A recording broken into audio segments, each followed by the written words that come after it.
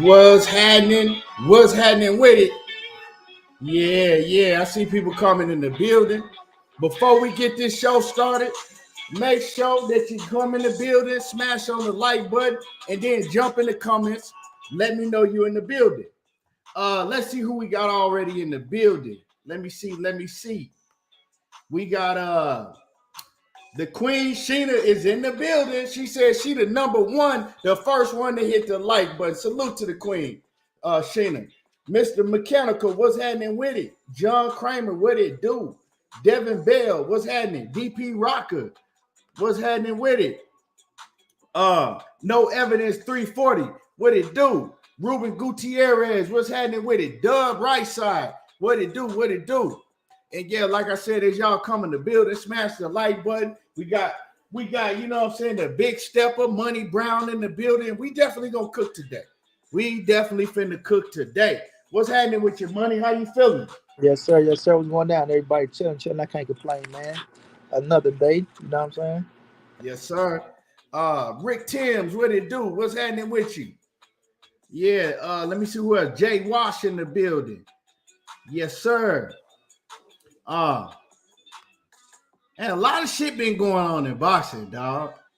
This shit, you know what I'm saying? Boxing need a reality TV show. Real talk. Hey, real talk, man. A lot of shit been going on in boxing. And I need my percentage. Right. We definitely need our percentage. Let me see what you got. Let me see. You didn't get the sour cream? Oh, right there. Okay, cool. Put it on the. I'm gonna get it in a minute. Yeah, might have to have you take over the whole show in a little bit, man. I'm hungry as hell. She just brought me some rolled tacos. Shit, I'm over here eating cabbage. You eating corn, already? Sweet potatoes and some motherfucking meatloaf. Yeah. Aisha, what's going on with it, Queen? Specs in the building. James, what's happening with it? Man, I was calling Speaks for like the longest time. Then he had to correct me. He says, nah, it's Specs. I said, shit, for all these years, I thought it was Speaks. Huh? I say that shit when you say that type like he is Speaks, man. But I was like, shit, nigga. He been saying that for a minute. It's Specs. Yeah. I thought it was Speaks.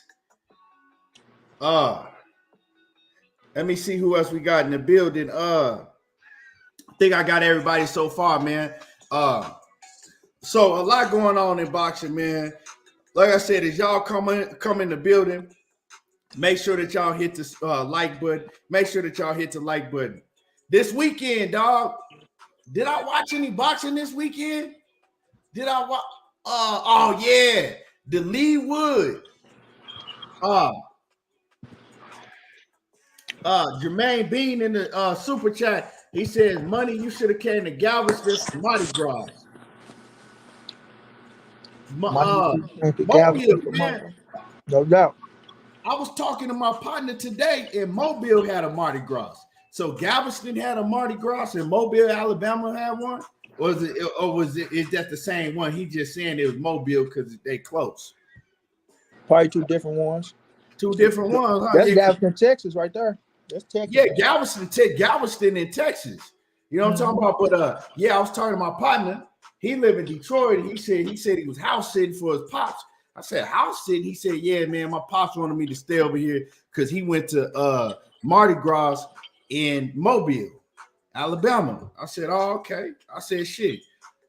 Yeah. So he said the Mobile, Alabama, he said that shit is, he said the Alabama Mardi Gras is the original one. That was before, you know what I'm saying, the Louisiana. He said, yeah, Alabama had the original Mardi Gras. So that's where I started at? That's what he said, yeah. Yep. I can believe it down south. Carmen Serenade, what's going on with it? Queen. Happy Monday. Trackman 87 says, damn, I didn't know Mardi Gras was everywhere other than New Orleans. Yeah, anywhere other than New Orleans. Yeah, we got Mardi Gras here in St. Louis. We be having Mardi Gras. You do? Yeah, we have Mardi Gras. Yeah. Shit, I ain't know that. Yeah, man. Who else we got in the building? Lou Air Grassroots. What's happening with it? Rivera, Frazier, what it do? What it do? Mr. Mechanical. Yeah, but man, this weekend, man, we had the Lee Wood, and Laura, the Lee Wood and Laura fight, man.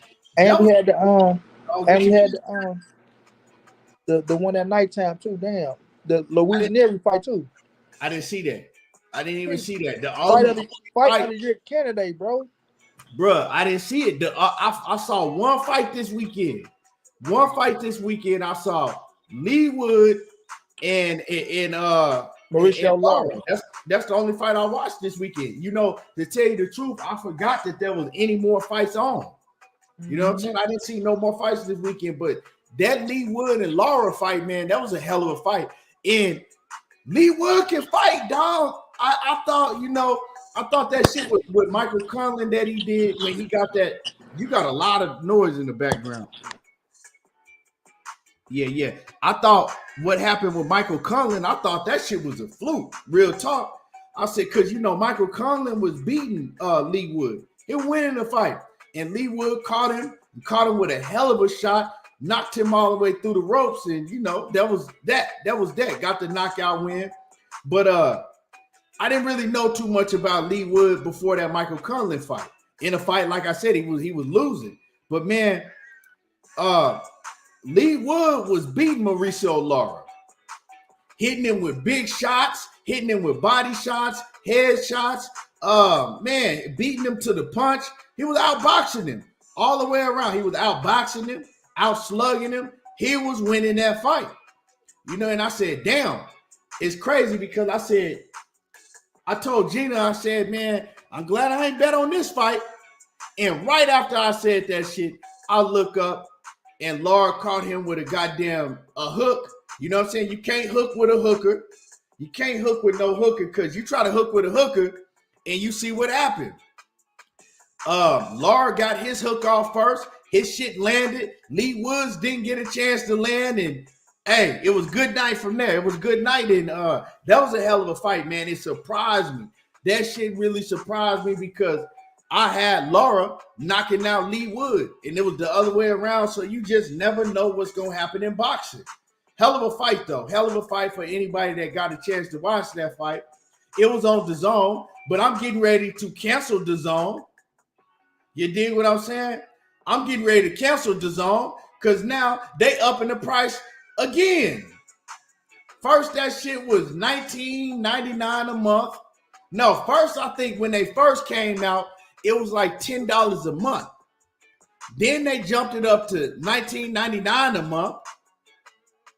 Right? Then they jumped it up to $25 a month. Now they talking about like some $30 what? Is it $25 a month now or $30? But they keep raising the prices. I think it's like $200 a year now. So I'm finna cancel that shit. And we're gonna have to find some type of Fire Stick alternative instead of, me continuing to pay for DAZN every month and they keep raising the price. So I'm gonna have to get rid of that shit. But my man Todd Swindle, straight from that ATL in the building. Warriors Boxing LLC, what's happening with it? Knockout Boxing, what it do? He said, salute to the homies, riding out to celebrate the wifey's B-Day, but had to hit your like button, bro. Cook good. I'm part of the replay gang tomorrow. Appreciate you, man. Y'all enjoy her day. Enjoy her birthday. Happy birthday to Miss Knockout Boxing 86. Happy birthday, Queen Enjoy. Yeah, enjoy your day. Happy birthday, Miss Knockout. Yeah, but man, DAZN. But like I said, there was a hell of a fight between Lee Wood and Mauricio Lara. It surprised me. I had Lara winning. Who you had winning that fight? Like, before it happened. I had Woods up a little bit. I ain't gonna lie. No. I'm telling you, who did you have like going into the fight? Oh, I had Lara knocking him out. Lara knocking him out. And look, I'm gonna be real. I'm like, God damn, Lee Woods could win this shit. I said I was wrong in the motherfucker. Mm-hmm. You know what I'm saying? He was boxing beautiful. I was like you, Key. I swear I felt the same way. I'm like, man, Mike was whooping on him, and just looking at him going into the fight, he was down. I thought Lee Wood was winning the fight, but when he caught him, I knew it though. I'm like, bro, he could still catch him late. I could just tell how the fight was going. That, you know what I'm saying? It was a fight. I'm like, if he could catch him, he still got that pop. And he caught that boy, man. He caught him with a beautiful shot, bro. A beautiful shot. Yeah, man. I had Lee Wood winning that fight pretty comfortably, up until the knockout. But like I said, going into the fight, I had Lara. I said, man, Lara's gonna stop him. But then I'm watching the fight, and I'm like, man, I'm so glad I ain't bet on this fight. I just had told Gina that money. I said, man, I'm glad I ain't put no money on this little fight right here. As soon as I said that, bam, Lara caught his ass. And, I hear a lot of people talking about the stoppage. The only thing about the stoppage to me, right, because he was hurt. And that next punch was coming to lay his ass in the dirt.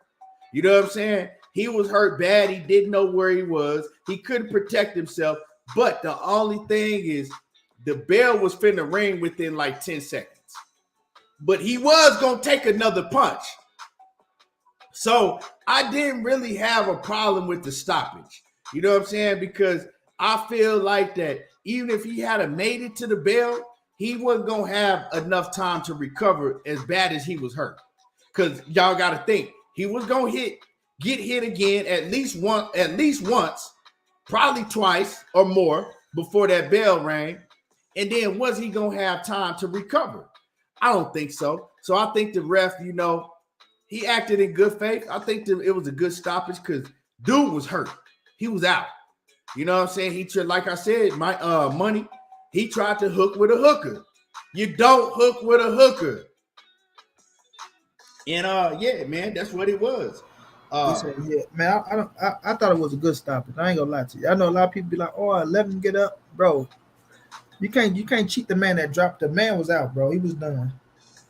In my opinion, he was done. Like I wasn't mad at it. He wasn't mad at it. Shit, you know what I'm saying? So it's like that. It's boxing. Shit, it's boxing. Get over it. Seattle Rick, what's happening with it? Salute. Aisha said Laura was popping his head back all night. I thought he would stop him. You said Laura? Or you mean Lee Wood? Lee Wood was the one that was putting in that work. Yeah, Lee Wood was. And to me, he kind of we all know that Laura is not known for no defense, Doc, right? But he kind of exposed Laura even more to me. You know what I'm saying? He was hitting Laura with everything he wanted to hit him with, and it's like, man, Laura couldn't get out of the way of nothing. Even body shots. Manager Marty in the building. What's happening with it? Salute. Yeah, man.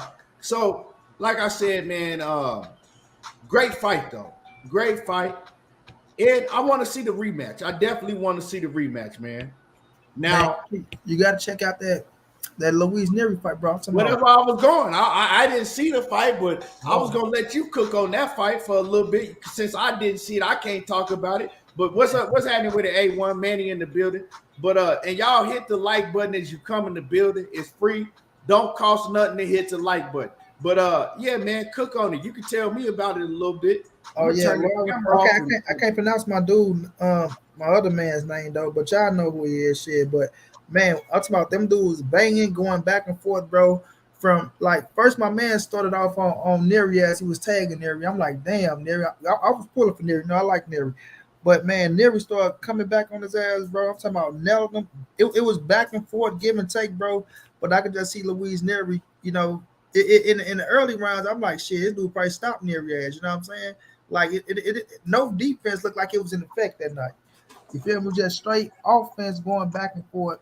And man, when I'm talking about every round, bro, with just excitement, bro, give and take, fam. Like them dudes just banging their ass off, bro. Nery end up catching his ass, bro. He ended up catching him and stopping him. So the fight, it was fireworks, bro. It was fireworks. So if you have to, like, it's a must see, fam. If you're a boxer head, that's a must see because that shit. I ain't gonna lie, I didn't expect that fight to be that damn good, but it turned out to be, to me, a fight of the year candidate. I'm not saying they go win fight of the year, but for us, the excitement, bro, every round going back and forth, give and take, yeah, that's one of them ones, bro. I say, damn, I'm gonna rewatch that motherfucker myself.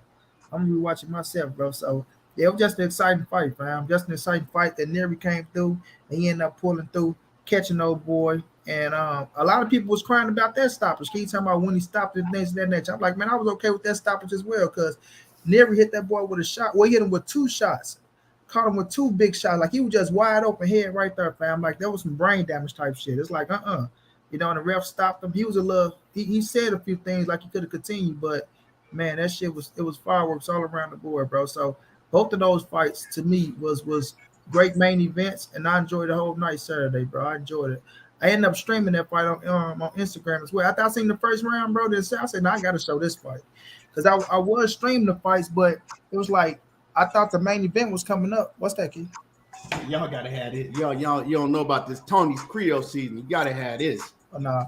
So yeah, I was streaming the fight. I thought the main event was coming up, but they came up with another fight because the fight finished so early, and I took a little break from it. And then they kicked me out on Instagram, so I had came back for the main event, and I had to stream that thing. So yeah, that shit was fireworks, though, bro. Like that's a must see. That's a must see.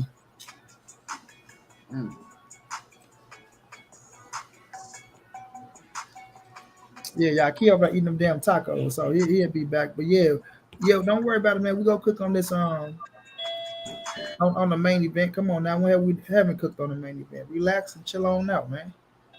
Oh yeah, we gonna cook on all of that. I'm trying to have money learn me something. I didn't see the fight. I'm gonna have to go watch the fight now. I didn't even know that Louise Neri was fighting, but I ain't never been too big on Neri. You know what I'm saying, man? He take a lot of big punches, and to me, he just, I don't know, he an all-out brawler. I've seen him lose. I've seen him win fights, get gift decisions before in the past that I clearly thought he should have, lost. But Neri, he just not like, when he was coming up in the game, they tried to build him like he was going to be some huge mega superstar. And he was running through cats, but he just didn't turn out to be what we thought he was going to be, or what a lot of people thought he was going to be. Yep. And weight end up popping. Then, Yep. Forgot about that too. Was that Makabu and Badu Jack fight this weekend or not? I'm not here. I'm not here. Okay. Y'all smash the like button. Because we definitely go. Badu Jack supposed to be fighting Makabu? Huh? Badu Jack supposed to be fighting Makabu? Because I ain't even hip to that. Yeah, for the Cruiserweight Championship. Yep. That boy Badu stay in the championship bout, don't he? Yep. But y'all hit the like button because I'm gonna keep it real. I wasn't finna go live today. But I had a long conversation with Michael Williams, Sr. If y'all didn't see the video that I put out, make sure that y'all, go check that out. I had a long conversation and we're gonna talk about the ins and the outs and the outs and the ins. You feel me? So I'm definitely gonna get into that. Another topic I want to talk about, money, is you see Regis Prograis and Jack Catterall, they negotiating to fight. To me, that's a hell of a fight. Hell yeah. You know what I'm talking about? What's happening with the Ultimate Fight Club? What it do, Junior? That's a hell of a fight. Yeah, a lot of people feel that Jack Catterall beat Josh Taylor. I thought the fight was real close. I thought it could have went either way. I had to go back and watch it again. I've only seen it once. I like to, with a fight that close, I like to watch it at least twice. But a lot of people feel that, Jack Catterall beat Josh Taylor. And to be able to say that shit, you can fight. You know what I'm saying? A lot of people feel that Jack Catterall should still be undefeated. I think he was 26-0 when he went in the Josh Taylor fight. Shit, they feel like he should be the undisputed champion. But yeah, you know what I'm saying? A lot of people feel that he should have been undisputed. You feel me? And so Regis Prograis, and we already seen, his last fight. He went in, he faced Zepeda and stopped him. That was a hell of a victory. Now he should be going. If they can get this deal done, he gonna be fighting Jack Catterall. So man, I'm excited to see that one if they can get that deal done. Hey, it's a reason why Josh Taylor don't want to go through with that rematch, because they were supposed to rematch each other, Josh Taylor and Jack Catterall. And Josh Taylor, he's stepping away from that fight and taking a much easier fight in Teofimo Lopez. Look like Teofimo Lopez and Josh Taylor, they're gonna end up fighting each other. That's a much easier fight than Jack Catterall. Teofimo Lopez, he not gonna be able to do shit with Josh Taylor. He gonna get outboxed. He gonna get beat up. However y'all want to see it, that's what's gonna happen. But man, what you think about the Regis Prograis and Jack Catterall? Hell of a fight, like you say, bro. We know that's one of the top fights, one of the big time fights at the 140 pounds, right? So we see Regis, he has a scrap right now. That's a championship bout, and I think it's only right for Jack Catterall to get a shot at the world title. You know what I'm saying? It's only right for him to get a shot at the world title, especially when people feel like he should have got the rematch against Josh Taylor, things of that nature. I thought Josh Taylor won the fight, me myself. It was a close ass fight. Don't get me wrong. If you thought Jack won, I'm not mad at nobody. I understand why, fam. I understand why. But with Regis and Jack Catterall, it's gonna be a tough one, fam. You know, we already know what Regis and Regis, what Regis and Josh Taylor fight look like, right? A lot of people was pissed off about that fight. I thought Josh Taylor won that fight as well. So when you just look at it, bro, just another top-notch elite fight that we got going down at the 140-pound division. You know how it is when you mixing it up with the top shotters, right? We got Josh Taylor beat Regis. Some people feel like Jack Catterall beat Josh Taylor, and then Regis might come beat the fuck out of Jack Catterall. That's just how this shit be going in the boxing trio, things like that. But we know Jack Catterall can fight. We know it's gonna be an exciting fight. It's gonna be a banger. You know what I mean? We gonna get some back and forth going in that thing. Might be a candidate for fight of the year because we know how Regis get. He like to fight as well. So I just think it's going to be an exciting fight overall, bro. I'm riding Regis to get the stoppage. You know what I'm saying? Looking at the way Jack Catterall fight, I'm riding Regis to get the stoppage. But Regis got to be careful because that man can crack as well. He can crack as well, and he's physical, and he ain't afraid, bro. And he got some skills. So that's going to be a good one, bro. That's going to be a good one. But like I said, I'm riding Regis to get the stoppage in that one. And I hope they find a way to get it done and it don't fall apart over no bullshit. You know what I mean? That's what I'm just hoping that they get the job done and it don't fall apart. So as long as they get it done, get in the ring, that's one nobody can be pissed off about. That's one we all gonna enjoy. And you know, Regis deserves these caliber fights. He deserves these caliber fights.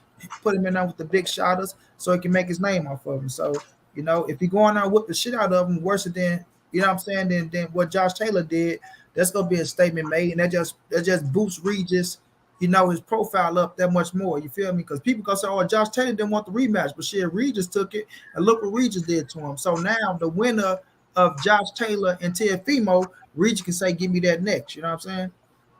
Now, what happened to Josh Taylor going to 147? Like the talks after he won Undisputed was, "Oh, I'm going to 147. I'm not fighting at 140 no more." Remember, he was calling out, well, Terrence Crawford. I never really heard him call out Terrence Crawford like that. But when you listen to ESPN Top Rank, they was always putting his name with Terrence Crawford's name. Mm-hmm. It was like, "Oh, that's the fight. Just go be next." Terrence Crawford and Josh Taylor. Terrence Crawford, Josh Taylor. But now all of a sudden, there is no more Terrence Crawford over there at Top Rank. We ain't heard nothing about Josh Taylor moving up to 147 no more. What was that about? Was that a fight that they were just pushing behind the scenes? So, you know, to get, I guess, a big fight for Terrence Crawford in, another name? Yeah. Like, what was that about? Former undisputed versus former undisputed, but they're going to try to sell it like that. You know what I'm saying? Mm-hmm. And I think Bob Arum wanted that shit. I think he wanted that for the last fight for Crawford more than he wanted that more than the Sean Porter fight. You feel me? Mm-hmm. He wanted that more than the Sean Porter fight, but I think that's the fight he wanted Terrence Crawford to leave off on to try to give, you know, Josh Taylor opportunity at that world title. You feel me? That's what I think that was all about. Then when Terrence Crawford ended up leaving, getting the Sean Porter fight, I think they went away from that shit. Yeah. It's crazy how the whole conversation of Josh Taylor at 147 just disappeared out of nowhere. But man, and y'all smashed the like button. And look who you fighting, Keith. Look who you fighting, another top-ranked fighter. Right. Right. And y'all smashed the like button. Y'all smash the like button as you come in the building. The like button is free and it don't cost you nothing. But William Old School, what's happening with it? What it do? But yeah, man. So that's another good fight that's on the horizon. Hopefully they make that fight. Hopefully they can get it done. Hell of a fight, man. And it looked like that Regis is finally looking like that he's starting to get, you know, the fights that he's been looking for, man. They've been holding Regis down for a long time, and it looked like that he finally gonna, get his chance to break out. But moving along, man. Another story that I want to talk about, man, because this has been crazy. I want to talk about this, and I want to, get y'all take. Everybody that's tuning in, I want to get y'all take on this because I know that y'all gonna be very opinionated on this topic right here. But I do got to cook on this topic. They're saying now that Jake Paul is going to be ranked with the WBC if he beats what's his name? Fury. If he beats Fury. What's his name? Tommy Fury. Tommy Fury, yeah. If he beats Tommy Fury, the WBC is saying that they're gonna rank Jake Paul. He is gonna be in the ranking system once if he beats Tommy Fury. Now, a lot of people got a lot of different opinions about this. And I was thinking about it myself, right? And I'm looking at Jake Paul's resume, right? And I'm looking at he fought a basketball player, an MMA fighter, another MMA fighter, and he fought a UFC fighter. Oh, yeah, a boxer / UFC fighter, right? An older guy that's damn near 50, right? So that's the fights that he's had pretty much. And I'm looking at that, and now he's fighting Tommy Fury. That's trash. Tommy Fury trash. I mean, I like Jake Paul. I do. I've been on here several times defending Jake Paul. But now with this situation, I'm looking at it and I'm like, hell no, he shouldn't be ranked. You know what I'm saying? Now, I'm not saying that he's not good enough or he might not be able to show down the line that he's good enough and deserve to be ranked. But right now, fuck no. Because you got fighters that's 16-0, 18 and they're not even ranked like that. 10-0, 12-0, whatever they may be, and they're not ranked. So, yeah, Jake Paul, to me, if you ask me, he's doing a lot of good for boxing. He's putting a lot of eyes on boxing. You know what I'm talking about? I like what Jake Paul is doing for boxing, especially for these women. If it wasn't for Jake Paul, these women wouldn't be getting paid what they're getting paid now because Jake Paul, he came in and he set a standard. If it wasn't for him, they wouldn't be getting paid the same that they always been getting paid. Right. But he changed that. And he's changed the game for a lot of fighters in the Ohio area, in just the Midwest, around where he came up from. So he's giving a lot of opportunities to a lot of fighters. But that don't have nothing to do with the ranking system. Mm-hmm. You dig what I'm saying? Don't have nothing to do with the ranking system. So with the resume that he has that I just went down, for you to tell me that that's deserving of being ranked, hell no. You know what I'm saying? Hell no. But we all know what boxing is now. You got some money, you bring in eyes to boxing, you can pretty much do what you want to. It ain't about climbing up the ranking system. It's about that almighty dollar. That's what it's about. So, no, I don't agree with it. My man Aaron Muhammad in the super chat, he says, salute to the channel and the boxing fans in the chat. And salute to Aaron Muhammad in the super chat, man. But yeah, man, I don't agree with that shit, dog. I really don't. What's your take on that? Man, I feel the same way you feel. I fuck with Jake Paul heavy, right? I like what he's doing for the sport. I like what he's doing for the women, like you say, for the Midwest fighters out of Ohio and things of that nature. But man, Tommy Fury ain't even fucking ranked in WBC. You feel me? He ain't even ranked. So how the fuck could you go beat somebody that ain't ranked and you become ranked? It's about the money, man. And I like Mauricio Sulaimán. I ain't gonna lie to you, I fuck with him. I know a lot of people don't like him. A lot of people feel like he full of this and full of that shit. And I can't disagree with y'all on some of the topics, but I like him. But Michael Williams Sr. said some real shit too on Mark Nash phone call. He said, man, you can give me 10,000, I can go break off the WBC and shit. I can get myself in the ranking. So, it's all about the money. And I said all the time, Boston ain't nothing but an organized crime ring, man. You feel me? You can't stop it. You can't stop it. It's organized, it's paid off. Either you like it or you not. And they moving how they moving, and it's all about making the dollar, fam. whatever you can do to increase the dollar, they gonna make that shit happen. You feel me? And that's what's going on here. Jake Paul pulling in a lot of money. He's selling a lot of tickets. He's selling a lot of pay-per-views, right? And he's paying for his ranking. That's what it comes down to. He's paying for his ranking. So if he go out there and he beat this man and he knock him out in spectacular fashion or some shit like that, or he going to a war with him and he end up getting a win, he'll be ranked. You know what I'm saying? Now, where is you putting him in a ranking? I don't know. You know what I'm saying? Where you put him? Like what ranking you talking about putting him at? Or things of that nature. Is he gonna be 125? Is he gonna be 50? Is he gonna be 40? Is he gonna be in the top 20? Where are you talking about putting him at in the ranking? You know what I'm saying? And who is he going up against next? Now, could this be a good thing for people that say, oh man, we want to see Jake Paul fight a real fighter now? You know what I'm saying? You have to say Tommy Fury is a real fighter. You can't take that away from him. You know what I'm saying? He is a real fighter. So if you go in there and knock his ass out, okay. But then after that, what are you talking about doing? You know what I'm saying? What are you really talking about doing? Are you talking about putting yourself in a position to try to fight for a world title, some shit like that? Because you start getting up there with them real fighters, you gonna get fucked up.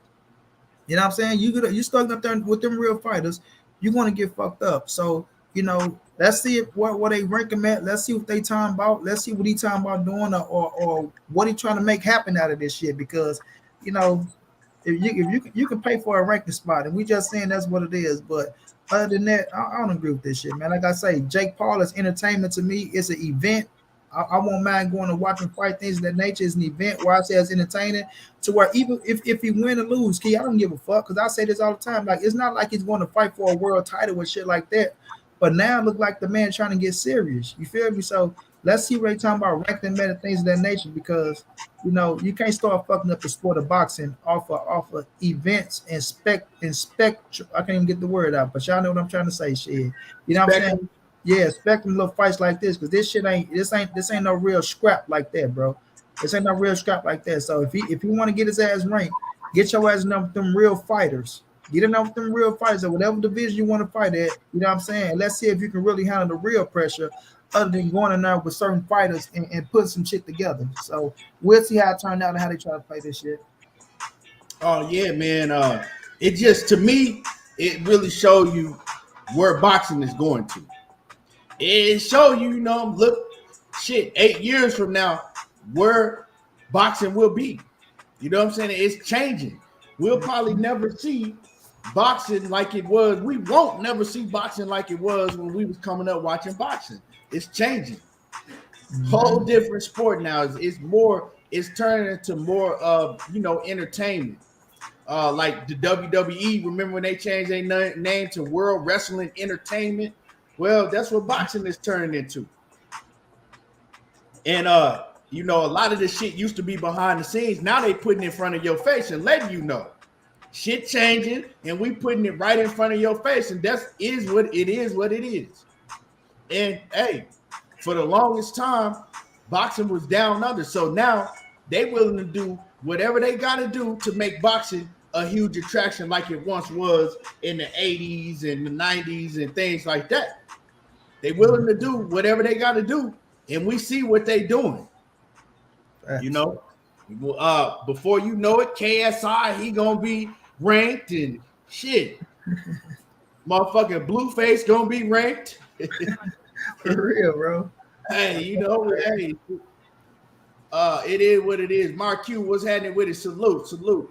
And I think that Jake Paul probably would have beat Hakeem Rockman. I think he might have beat Hakeem Rockman. Hakeem Rockman, he ain't too much better than, I hate to say it, and I like Hakeem Rockman, but he ain't too much better than Jake Fury or whatever is what's his name? Tommy Fury. Yeah, he ain't too much better than Tommy Fury. He is better than Tommy Fury, but he ain't too much better than Tommy Fury. Tommy Fury's some trash. Yeah, I think my man Hakeem Rockman would have got him, but I think it would have been a cool scrap. I think Rockman would have had to watch out for that punch.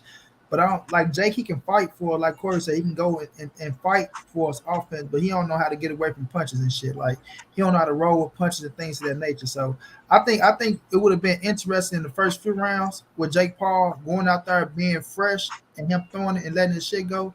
You know what I'm saying? But I think if you know they got past 3 rounds or 4, I think it would have got interesting to see. You know, if Jake getting tired and shit, could he, you know what I'm saying, block and miss out? I think Robin would have got his ass. Yeah, But he was trying could to have drain the been. shit out of St. Robin. He was trying to drain the shit out of that man. Yeah, he was. Trying his best to get the advantage of his ass. Hey man, but you know, like I said, we see where boxing is going. I don't like it at all, but I don't have no problem with Jake Paul. You know, I like a lot of what Jake Paul is doing, but hey, if you let a man, you know what I'm saying, he gonna see how far he can go. You feel me? If you give him an inch, he gonna run a mile. You give him a mile, he gonna run 10 miles until you stop him. And that's just what he doing. He know he learned the business of boxing, the dirty game in boxing, and yeah, it's about money. Mauricio Sulaiman, money likes Mauricio Sulaiman. I don't know him personally, but I don't like a lot of shit that he do. You know what I'm saying? I don't like that the way that he runs the WBC. I don't. You know, and we all know that Mauricio Sulaiman is dirty. He about that mighty dollar. You slide him some bread, and the rest of them, they probably like that too. The rest of them, we know the IBF is like that. The IBF, they be having dudes, you know, mandatory that we ain't never seen fight or heard of before. You know what I'm talking about? All they fights being France and shit. Next thing you know, motherfuckers is the #1 mandatory. But so all of them like that. You feel me? So I don't like how it's ran. It's always been a dirty game, but now they just putting it in your face. But you know, I'm interested in seeing Jake Paul and Tommy Fury. I'm interested in seeing, you know, what go down in that fight. Because Jake Paul, to me, he looked like that he getting better and better every time he fights. So let's see. Because if he loses to Tommy Fury, his ass needs to go sit the fuck down forever. Because Tommy Fury, he trash. But KQKC was happening with it.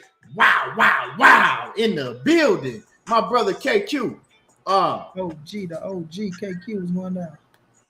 Yeah, so man, that's just, you know, one I wanted to cook on. I know people was gonna have their opinion on this whole thing, but it just shows where boxing is turning to. So open your eyes, and we see it happening. You know what I'm saying? We see it happening already. Now, smash the like button, get the likes up. I don't even want to go hit the like button because I already know I'm gonna get pissed off, and I might shut this bitch down again. So I ain't even gonna look at the like button today, but just make sure that y'all hit the like button. For real, it's free. It don't cost you nothing. You know, and I know it's a whole bunch of weirdos up in this motherfucker that be wanting to watch and hear everything everybody got to say. That's all, you know, everything we got to say, but refuse to hit the like button just because you just fucking weird. But Brandon Smith said, I think they're gearing him up to fight Canelo, where they better gear that goddamn stretcher he gonna roll out on with it. Cause he ever get in there with a Canelo or anybody, that's what's gonna happen. He gonna roll his ass out on the stretcher. Hey, but moving on, you know, it's been a whole situation that happened with Michael Williams Jr. You know what I'm saying? He was supposed to fight Adrien Broner. We all know that Adrien Broner, this was his third opponent that had to pull out of the fight. Like we don't hear about shit happening like this in boxing.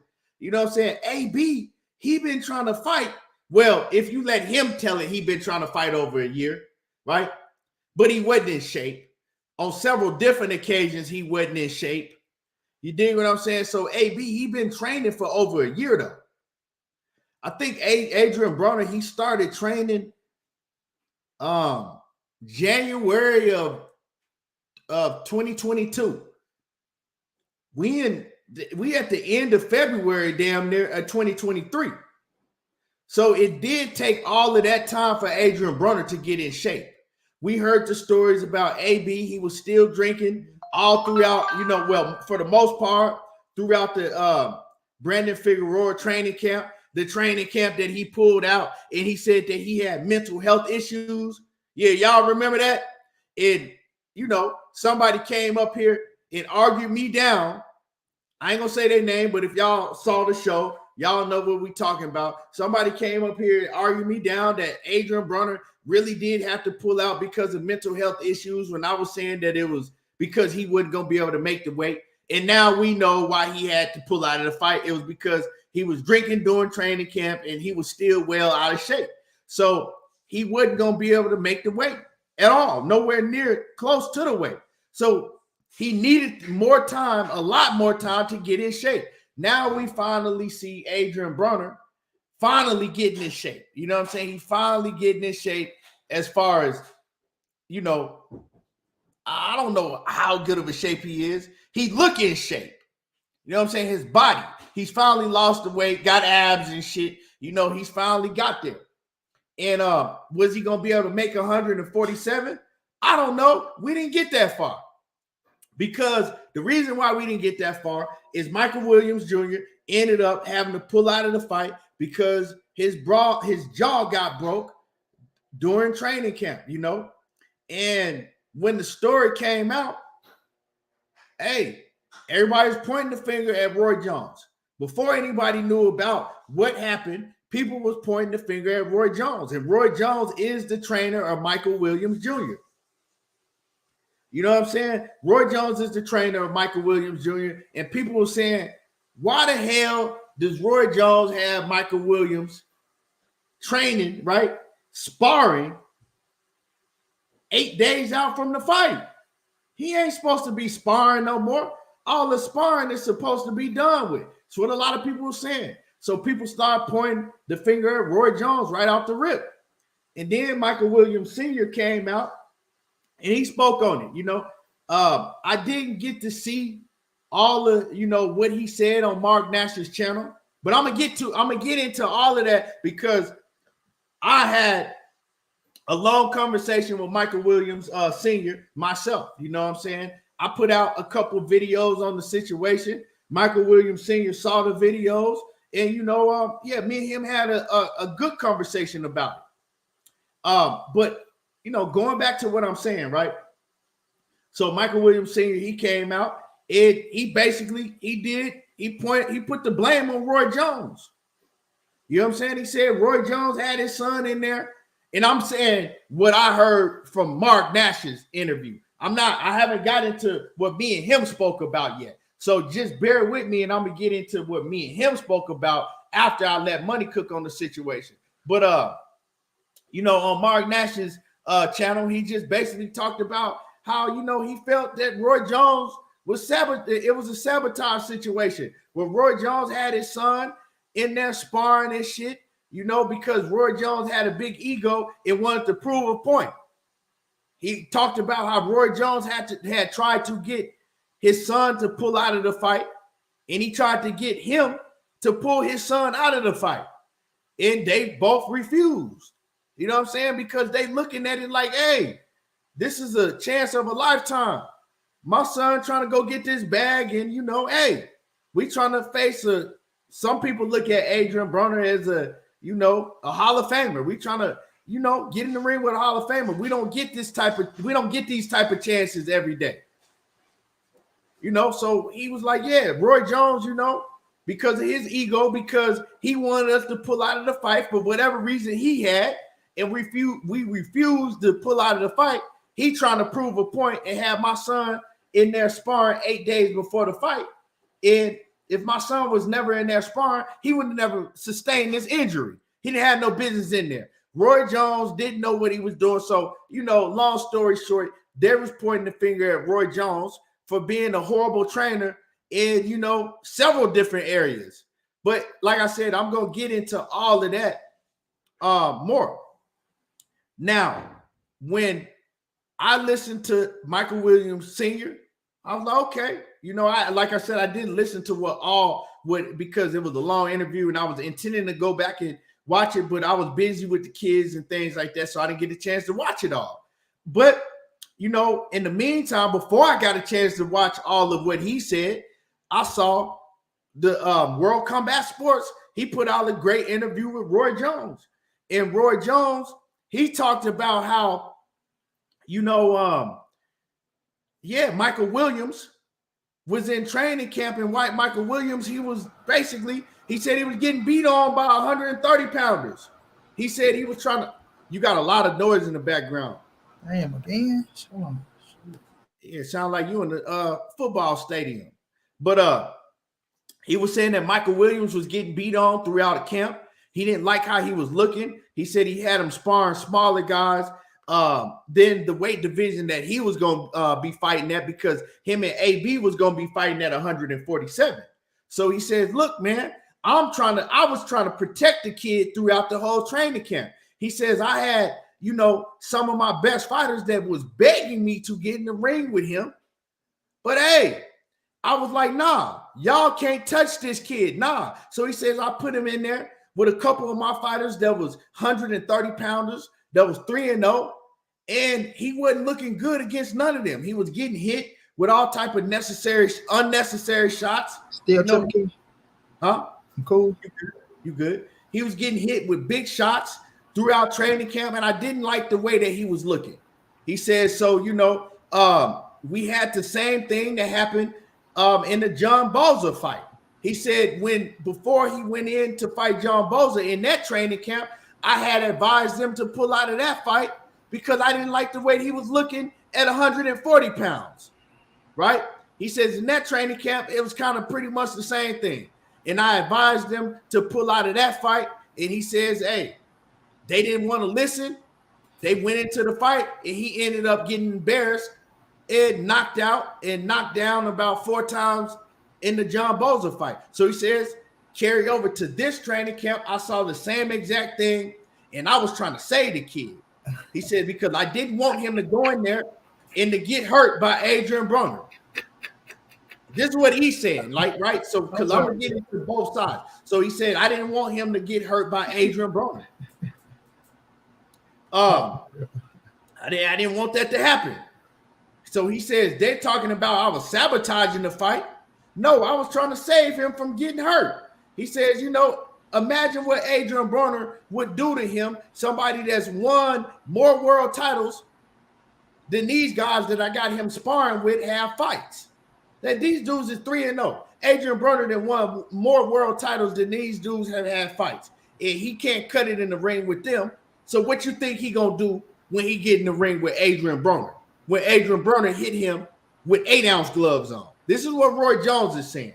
So he's saying, nah, I tried to save him. So yeah, I went to him and I went to Michael Williams Jr. and I told him to pull out the fight. He didn't want to pull out. I went to his pops, told his pops he needed to pull out, and he didn't want his son to pull out the fight.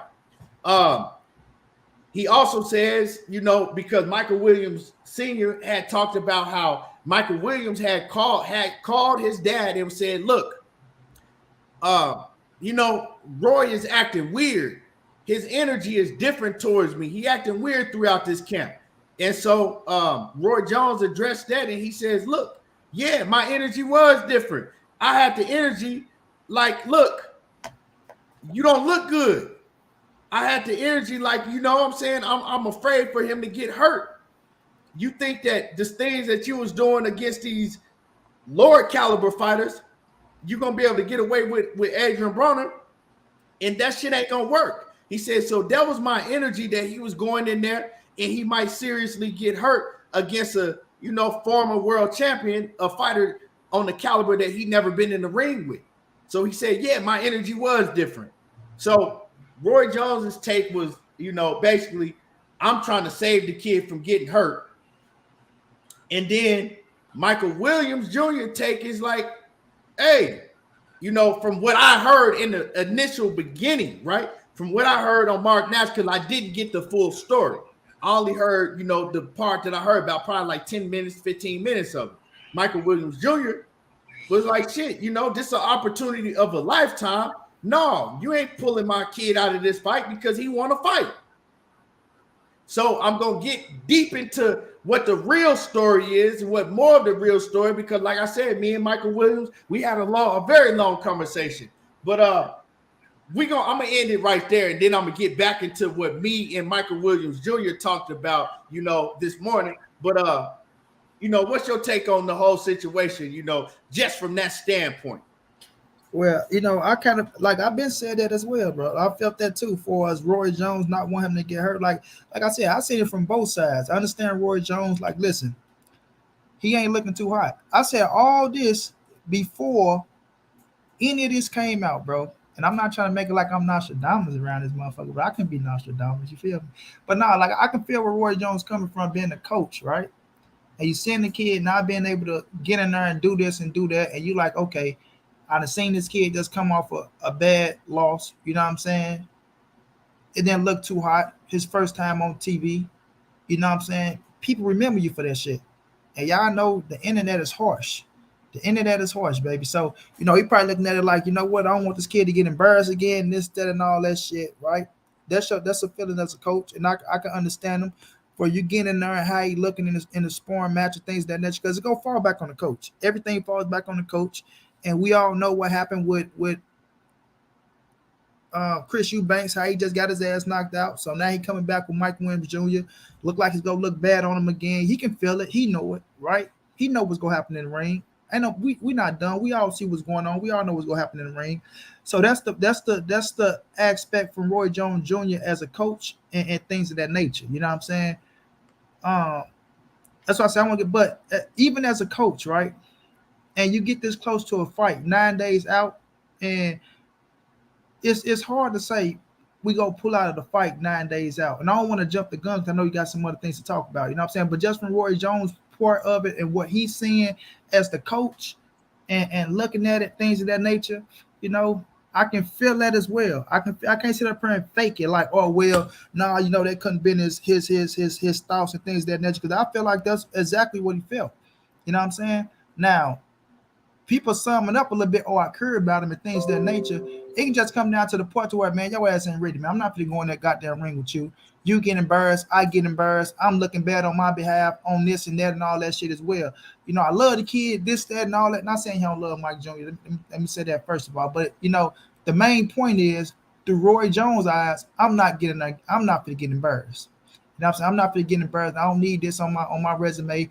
You know what I'm saying? I'm already half a stable down now with all my fighters getting their ass whooped. So, I look at it from that aspect as well. So I can't knock him and say that he wasn't right. We're trying to get him to pull out of the fight, things of that nature. But if your fighter's saying we going, shit, you ain't got no choice but to go, bro. But I'm gonna stop it right there because I don't want to get Mr. Turner, bro. Stop coming in here typing when you ain't even heard, right? When you haven't even heard the whole gist of what people got to say, bro. You just coming in here typing and you ain't even heard. Listen to the full story before you get to talking. Talking about some keep it 100. You ain't even heard nobody say what they gonna say yet. Ah, damn, man. But anyway, and y'all smashed. What's happening with it? Dwayne Freeman, what it do? Corey Lee Boxing, what's happening with it? Foxy Brown, the queen in the building, what's going down with it? But yeah, so I'm looking at it at that aspect, what I was telling y'all, right? Also, and y'all hit the like, but get the likes up, So I'm looking at it at that aspect, right? Listening to all of what Roy Jones had to say on World Combat Sports, listening to some of what Michael Williams Sr. had to say, and I'm also getting like, well, Roy Jones, he old school. So he like, okay, well, I tried to get you to pull out the fight because you ain't looking good. Now, okay, well, shit, you think you tough? Well, I'm going to put you in here and you either going to be able to show me something or, hey, I don't want to be a part of this. And so I looked at it like that, right? That Roy Jones is old school, he doing the same shit how he came up in the game. But like I said, I talked to Michael Williams Sr. today, and he gave me the ins and the outs and the outs and the ins of things that I didn't know about. I ain't gonna say we because I don't know what y'all know. You know what I'm talking about? But things that I didn't know about, and a lot of people probably don't know about. You feel me? Now, what happened is because I'm also looking at it, is you in the ring with 130 pounders. If your jaw got broke, your jaw got broke. He can't make nobody go in there and say break his jaw. So that's what I'm looking at before I talk to Michael Williams. But he really, really broke it down to me in a whole different way and let me know the ins and the outs and the outs and the ins of what was really going on in the training camp. So then my outlook on the whole situation was different, you know? That's why you need both sides of the story before, before you can really talk about it like that. You feel me? You need to hear both sides of the story. So let me get into the phone conversation that we had earlier today. And, y'all can go from there. What's happening with it? Mike in the building. Mike in the building. I'm gonna just shoot Mike the link. Don't nobody grab this link but Mike.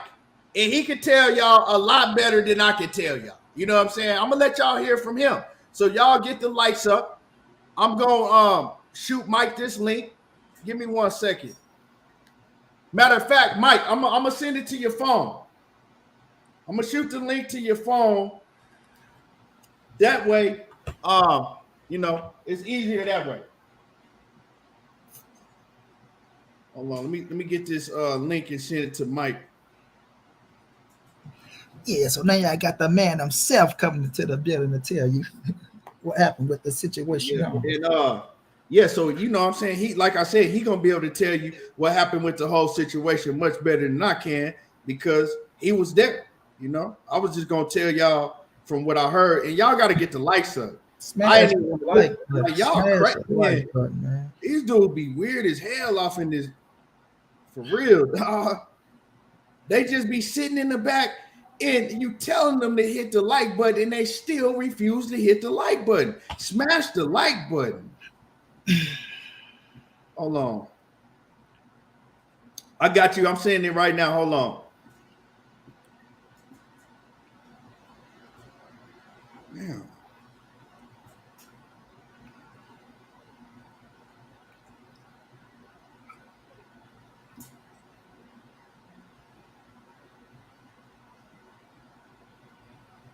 Wait, did I say? No, man, you know what? My bad. Hold on. That ain't the link.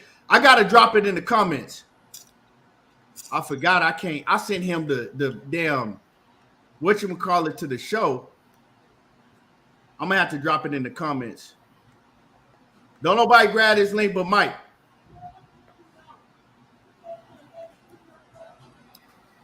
All right, Mike, it's in the comments. There it is right there. Don't mind what I sent to your phone because that wasn't a link.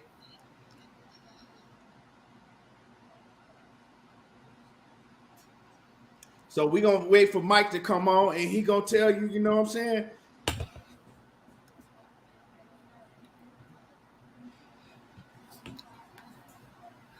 Like I said, I'm just waiting on Roy to open up his damn mouth, see what he got to say. I can get in his ass. All right. Hold on here. Mike, what's happening with it? What up, bro? I appreciate you, doggy. I came on here because I was talking to another cat, some dude named Kirk. I got time this whole goddamn week, goddamn it, to address this shit. I can't let this fly like this, bro. Especially when I love. He cut out. He'll be back. He probably got a phone call or something. Yeah. You muted, Mike. You mute. Yeah. You muted. You might have to. Yeah, he might have to go out and come back in. He's gonna have to go back. He's gonna come back in. But like I said, I wasn't there. You know what I'm saying? Money wasn't there. Wasn't nobody in this chat there. So you got to get both sides of the story. And he gonna be, like I said, he gonna be able to tell y'all a lot of the things that was going on behind the scenes that we had no idea. And y'all gonna be able to see why some of these fighters that Roy Jones is training be looking like they look.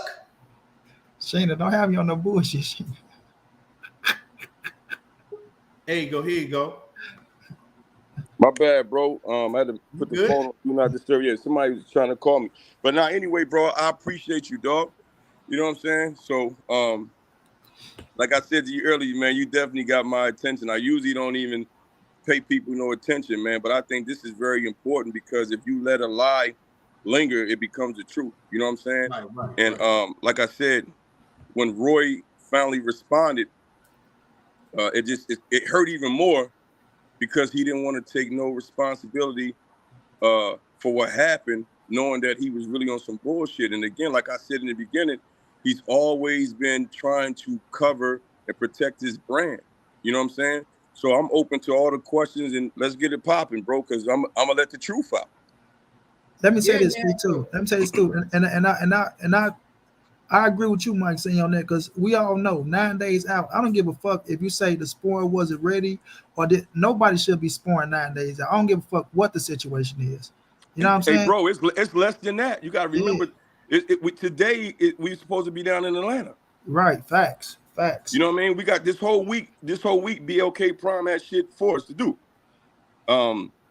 Media workout, press conferences, things of that nature. You know, weigh-ins. You know what I'm saying? It's fight week. Mm-hmm.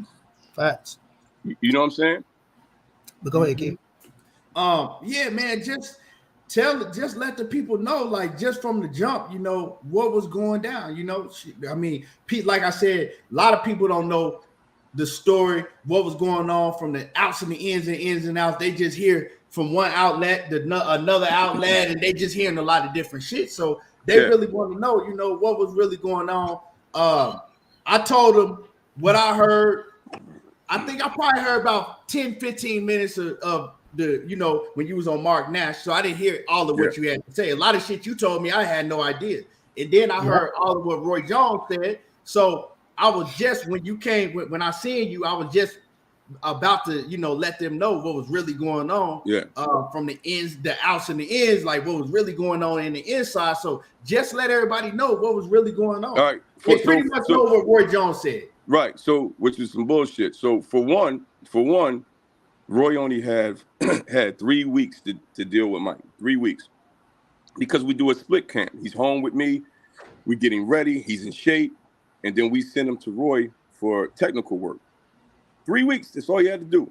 So in that 3 weeks of him being down there, he was gone 2 to 3 days each week. 2 to 3 days each week. The Negro ain't even there. He ain't there. So that bothered me a little bit, because now we got other little fighters help pushing Mike, doing Roy's job. You know what I'm saying? So then the second week come, the same shit. He popping in, and then when he's in, he got a bad attitude, whatever. He's not motivating Mike. Mike's hearing more about AB. That's not encouraging, right? So that's when Mike starts hitting me up like, hey, they down here acting funny.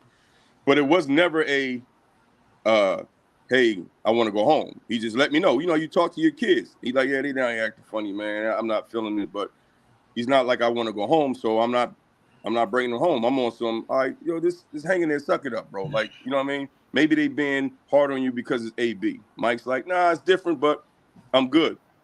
It wasn't until the final week, which was that Monday, where shit just got extra fucking goofy, bro. Can I say this real fast, Mike? I don't mean to cut you off. I need y'all to interact. You know what I'm saying? Nick and Jay, they've been, I got a lot of shit to say. I dropped the video on it. Nick and Jay, they've been with Roy Jones for 5 years. No point. It's not the first fight with Roy Jones. It's not. You know what I'm saying? They've been with them for 5 years. I've been with y'all since the beginning, since the first fight. So I'm already hip to Mike Williams. Yeah, I was with Mr. LTBA, boy, so I'm already hip on everything, bro. And so, look, here's the thing, fellas. I don't want nobody to be on our side. I appreciate you, brother. I don't want nobody to be on our side. I want everybody to hear and know the truth. Yeah. No, look, I'm from both ways. Like I said, I understand where Roy was coming from, but I understand where y'all was coming from. But the truth is the truth at the end of the day when you're a trainer. You feel me? So it ain't about being on his side or y'all side. It's just the way that shit goes when you are a boxing trainer, and how, you know what I mean? If you're going to train somebody, how things go for every fighter. You know what I'm saying? For every fighter. So, you know, but I want them to get familiar. We don't want to just cut you off just so they can catch up with what it is. But I want that. I want, bro. I appreciate y'all. I need that anyway, because it sparks everything that I need to get out. Because I'll probably forget some things, because actually this shit is actually getting exhausting. But but bro, yeah. So like what you just saying, this shit had no structure because he's not there like that, dog. And then I'm thinking he had some guys that's 5'6", that's going to emulate AB. He didn't even have that. He had niggas that's 5'11" and 6 foot. But these guys are giving Mike good work. They're pushing Mike. You know what I'm saying? But that doesn't really help Mike. You feel me? So at the end of the day, it's like this, bro. Roy didn't want to go. He didn't want to go, and he was more worried about his brand. And the reason why I'm telling y'all this is because the first day when I dropped Mike off, Roy's wife was complaining about that. She was complaining about Chris Eubanks had got knocked out. Her husband caught a bad rep for the shit. And then she goes, here we go. Mike's about to fight AB. So obviously they don't even believe Mike has a fucking chance, which is fine. Half the people thought that. You know what I'm saying? So she was just like, Roy's fighters is fucking up their brand. You know what I'm saying? So that's what it was all about, man. And he just got, like my son said, he got weird. He didn't want to go, bro. This ain't the first time he pulled this I'm not going to be there shit. He did it to us in Madison Square Garden. You know what I'm saying? And it's funny because y'all watched the interview when he spoke on Madison Square Garden. Yo, I watched this nigga tell a lie to y'all that I made that what he said, I made that excuse for him. The reason why Roy wasn't. My bad, I was on mute. Let everybody that don't know what you're talking about, catch everybody up to date on what when Mike fought at Madison Square Garden, as y'all seen, Roy wasn't there.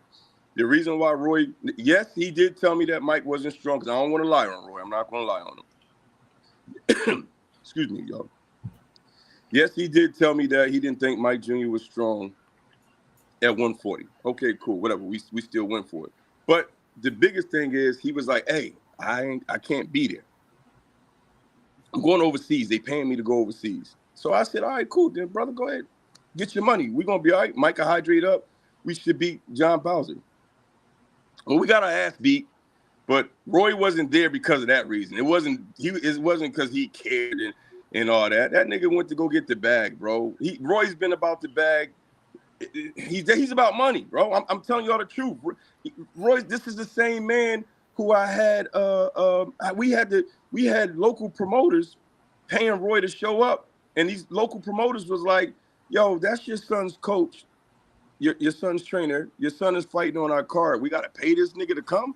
And I turned on some Suge Knight shit on these promoters, bro, and it was paying Roy. That shit wasn't right. So Roy has always been about the bag. In this situation, he just didn't want to be there with Mike Jr.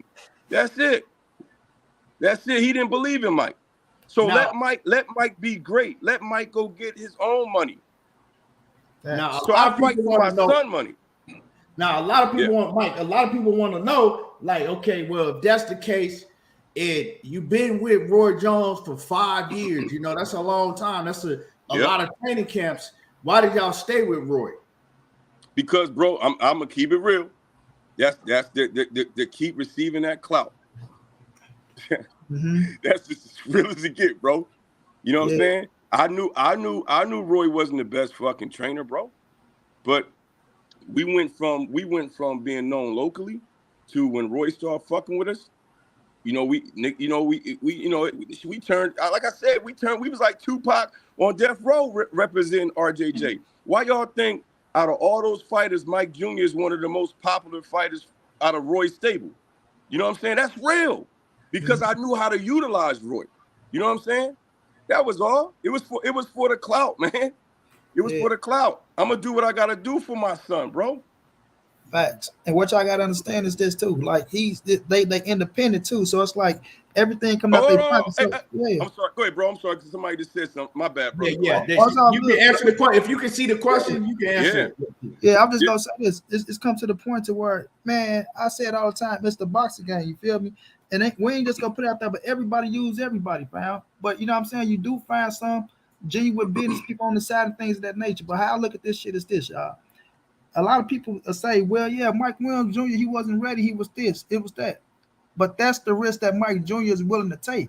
You feel me? It's an opportunity. Like I say this, I'm gonna keep it real. Ain't like you're not gonna find Michael Williams Jr.'s name at the top of the rankings in these fucking things. So it's a blessing that fell into y'all lap. It's like shit, y'all want to fight AB? Hell yeah. So when people look at them, like, oh well, what make them? I'm gonna keep it real. They not looking for no top shotter to put AB in there with in the first fight, right? That's a fact. Yeah, so they looking for somebody where they feel like, oh, AB go get in there, he go do this. So it's an opportunity of a lifetime, right? And I said all the time, you can tell your kids, shit, I still fought a few, because this nigga don't think he's a Hall of Famer, but a future Hall of Famer, you know what I'm saying, 4 division world champion. and you never know what the fucking happening there. You know, this AB. That was my whole point right there, bro. Yeah.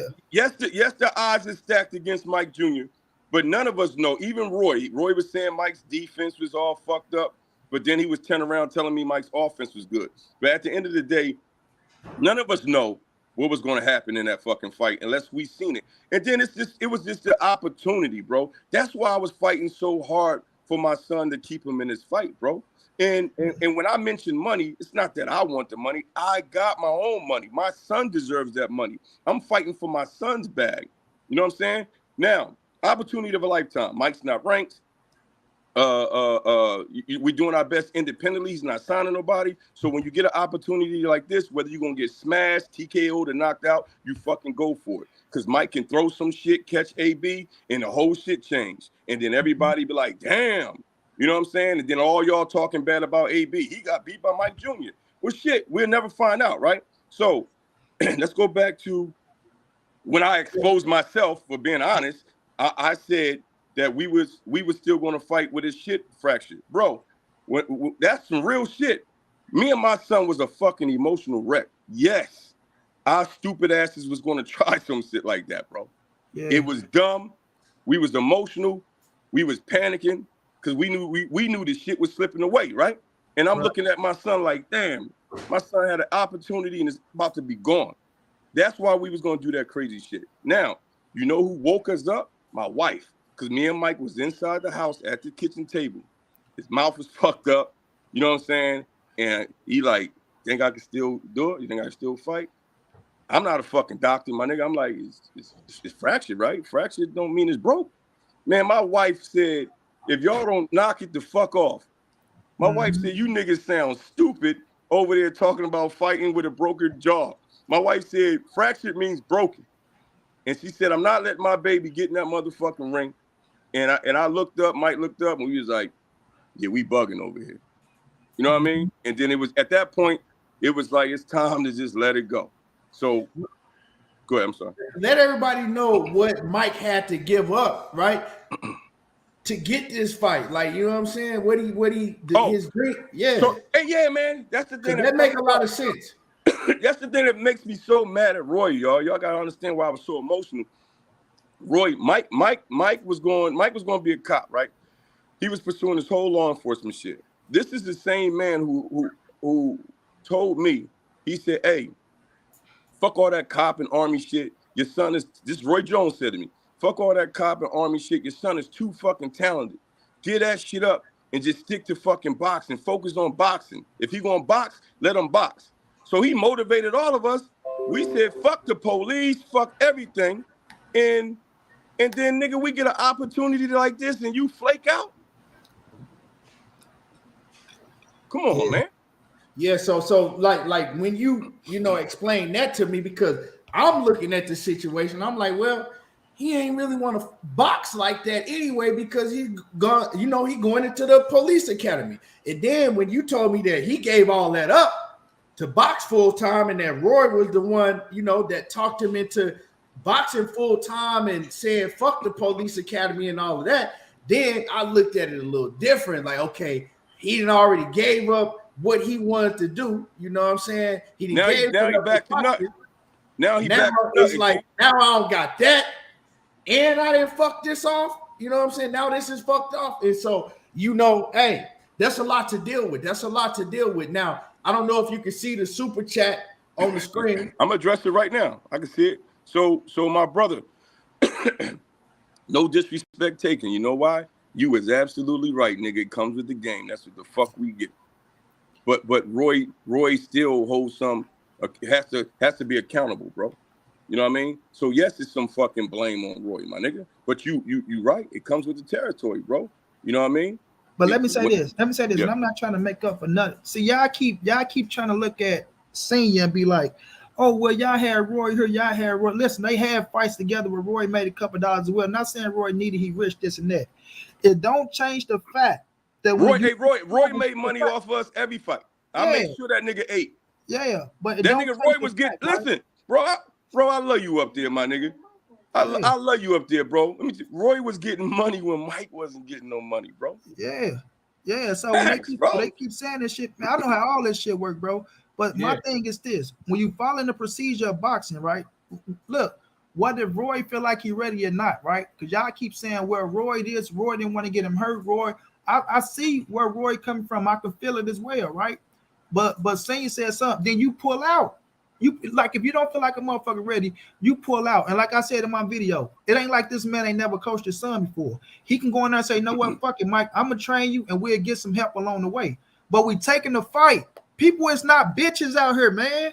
We taking the fight. It's an opportunity. What I get of a lifetime. Yeah, of a lifetime. I'm gonna make this dollar. And I said this in my video. If I feel like this nigga whooping my ass too bad, hit me with a shot, I'm going down. Right? Fuck it. It is what it is, right? We all know it is what it is. You're right, bro. Yeah. And that's the thing, bro. Roy was on some bullshit when I'm telling y'all, when this nigga talking about he cared and Mike wasn't ready and all that shit, bro. Please, y'all don't fall for that shit. He has to save face. That's his go-to move to say Mike look like trash. Let me say this, right? Because a lot of people is gonna say that, like, you know, hey, if he was looking like that in training camp, Roy is trying to save him. Now, a lot of people look at it as like, okay, Roy was caring about him, but on your end, I'm pretty sure you looking at it like, well, if he cared so much, he wouldn't have been leaving. You know what I'm saying? During the training camp, he would have been there the whole time. Exactly. So, you know, if he cared so much, he would have been there. He would have had structure. he would have had sparring partners that emulated AB. He had none of that, y'all. You know what I'm saying? That nigga didn't care about my son like that, bro. He didn't want to go. Right after my son's shit got broke, and he came home, Roy ass was in Germany with his female fighter, my nigga. He was gone. That nigga was gone. So let's say this. Let's say Mike made it out of that second sparring, right? And his shit didn't get broke, right? Now Roy's caught up right now. He like, damn, how the fuck am I going to get out of this shit now? Because remember, he got the Germany girl. He love that Germany boxing chick over there. Mm-hmm. You see what I'm saying, bro? Y'all don't be fooled by that bullshit, man. I think people are caught up because it's Roy Jones and what he did, and Roy knows best. That nigga don't know shit, because at the end of the day, Roy don't have the authority to pull the plug on this. You know what I'm saying? Mike Jr.'s the boss. See, so when I say his ego, he got mad because me and Mike wouldn't budge. So when we didn't budge, that's when that nigga started getting extra goofy. I'm trying to tell y'all. And let me say this. Let me ask you this. Let me say this. Roy trained my homeboy Kevin Newman Jr. as well. I told Kevin I got tested this 2020 where I told Kevin I don't think that Roy is the perfect. And I got text messages from my dog. I don't think Roy Jones is the perfect fit for you, bro. I never was too big on Roy Jones as a trainer, bro. Never. Not with that boy over in Canada, right? Not with him. Not with Kevin Newman Jr. He not with Chris Eubanks Jr., not with Michael Williams. Roy is not, to me, just to me. You motherfuckers can feel how y'all want to feel, all you fan motherfuckers. Roy Jones Jr. is not a good trainer in the boxing game. And he can hear it. Scotty can hear it. He just not a good trainer, bro. And I stand on my word, bro. And I'm going to tell you, I'm going to follow up on that with this. It's not just Roy, right? You got people like Roy, Floyd Mayweather, Mike Tyson. They don't make good trainers. The reason why they hold a lot of knowledge, they do know shit, but they don't have time because they're such big stars. The big stars don't make fucking good trainers, man. And then Roy got other fighters. He got bitches fighting. He got midgets fighting. This nigga got a fight coming up. He can't be there. You know what I mean? So you have to utilize Roy and get all you can get out of that shit. I think with us, we just got too big, bro. We was doing too much. And me as a father, that aggravated Roy. He like, this nigga is doing too much. Right, that nigga still fights himself. Let me ask you this, right? Let me ask you this, because a lot of people, you know, they want to know these questions. So with all that you've said, right, and Roy coming and leaving, did you have a conversation behind the scenes with Roy about that? Like, you know, hey, if you're going to be training my son, if you're going to be training us, you're going to have to be here the full time. Like, did you ever talk to him about that? Hey, I made the best out of this shit for so long that I didn't even bother him, bro. Because we 5 years we've been doing this shit. we had a system. He never really bothered me. You know what I mean? He used to say stupid shit like, I need Mike down with me longer. Yeah, my nigga, that's during COVID. Because you on lockdown. That was the best time for anybody to be with Roy is during COVID. The second best time was to get all you can get out of Roy was when Russia was fighting Ukraine, because Roy is a Russian citizen. That nigga ain't gonna go over there and pick up no AK. He stayed his ass home. You know what I'm saying? But other than that, bro, the nigga been in and out, and I accepted that. Mike Jr. accepted that. We knew how to utilize that, bro, because the 2 to 3 weeks that Mike was with Roy, Mike did learn shit. You know what I'm saying? But so I'm gonna keep it 100 with you, right? Yeah, you supposed to. 2 to 3 weeks, that ain't like if Mike is looking to be on that world-class level, you know what I'm talking about? 2 to 3 weeks ain't long enough with a trainer. Like, you need to be grinding in and out every day with that trainer. And unless he did have, because you look at Terrence Crawford, well, Bo Mack, he do whatever he do, but Terrence Crawford got other trainers that's with him constantly, you know what I'm saying? So all right, so Key, I'm glad you said that. So y'all niggas would think I'm over here smoking some good weed. So you're right. Now here's the thing, Key. Mike has me, and then Mike has 2 other trainers that's been with him since shout out to Coach Cleo and Coach Kevin. They don't even get no fucking props, and they behind the scene. So we handle the first 4 weeks, 5 weeks, and then he'll go to Roy, bro. You know what I'm saying? Because we can't send him out to Roy for 8 weeks because the nigga ain't gonna be home. That's why when I say Mike is left there with the chickens and the goats and shit, nigga, that shit real. It sounds funny, but I'm telling y'all the truth. Roy's not there. Don't forget to tell him that you said Roy said he looking good on offense. Yo, yeah, and that's come on. Hey, bro, you know what's crazy? You know what fucked me up? When Roy did this shit, when Roy did the fast-ass video, fast response with Scotty, because that's all it was. He just trying to throw some shit off there to get the heat off of him. He didn't even mention that he told me that Mike's looking good on offense. He said his defense looks fucked up. He said, but his offense is good. You know what I mean? So I'm like, at least we got a motherfucking shot. Then nigga, Mike ain't going into the fight completely fucked up. We got something to challenge AB with. You know what I'm saying? But then when he get on the interview, he didn't even mention. He just made it seem like Mike was trash. Let's be honest, okay, my bro. Yeah. Let's be honest. Nigga he had y'all thinking Mike was trash. He feared for Mike's life and all this. AB ain't never killed nobody in the ring. Mike was gonna be all right, nigga. Let's be honest, bro. Hey, no, he did. Because like I said, when I listened to what Roy said, at first my initial thoughts was like, damn, you know what I'm saying? He sounded like he cared for him. If he was looking that bad in sparring, in 16-ounce gloves with headgear, if he getting hurt throughout sparring with 16-ounce gloves and headgear, I'm looking at it like, okay, one thing we do know is AB, to me, he ain't gonna let his hands go. He ain't finna go in there and do nothing that we ain't seen him do in the past. But one thing that he do still got is he still got that power. So I'm looking at it like, okay, Roy is probably looking at, okay, when he get hit by Adrien Broner, when he get hit with them 8-ounce gloves on, he might get hurt, So, but if you're not there, this is my feeling about it, right? If you are not there, you're not putting in the full time with your fighter like you're supposed to. If you in and out, you don't have no say. So, that's all I'm saying, like, bro. Oh, well, you can pull out, nigga. You should have been there. Exactly. You didn't need to be leaving. You know what I'm saying? 2-3 days out of the week. So, bro, all this shit I'm telling y'all is facts, bro. It's embarrassing because at the end of the day, it make us look bad. You know what I'm saying? But I'm telling the truth. You feel me? Now going back to what you were saying, Key, you know, Mike Jr. is 6'1". AB is 5'6". AB still got to close that distance. As you know, Mike Jr. is very athletic. That nigga he like to move, he like to bounce around. You know what I mean? So it was gonna be hard. You know what I'm saying? And AB would have took some punches coming in. So, bro, this fight was going to actually be a great fucking fight, y'all. And it's a shame that y'all won't get to see it because this is what makes boxing great. You got a future Hall of Famer, I think, still, you know, AB 4-time world champion. I mean, shit. You know what I mean? Versus a young, hungry Mike Jr. that people think is fucking iffy, right? But they gave Mike a chance. Man, it's great. It's great for boxing. You feel me? Because if Mike lose, everybody gonna say, well, it was AB. We knew AB was gonna smash him.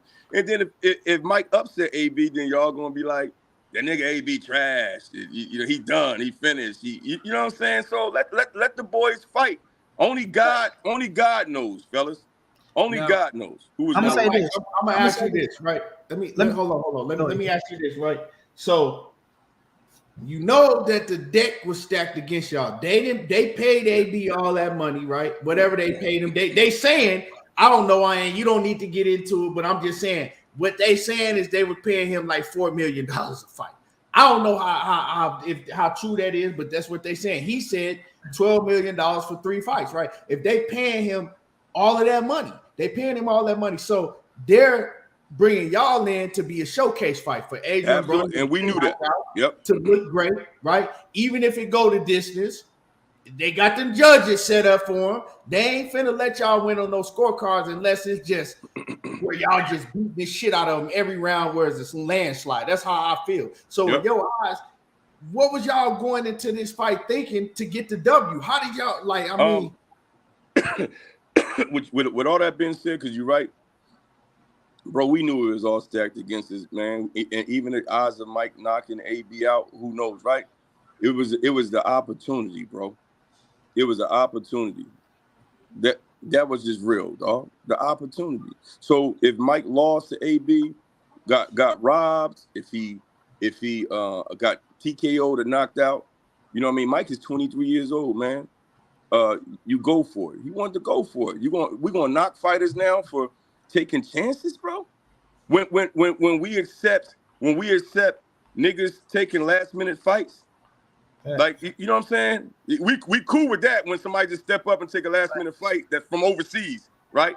But but AB get the young black man a chance. Niggas is killing him. He don't deserve it. He ain't ready. Come on, bro. And that's my whole thing, Epic, right? It's like this. I know you're saying key the hold on, bro. Hold on. And then these niggas is complaining that Mike ain't fighting nobody. Yeah.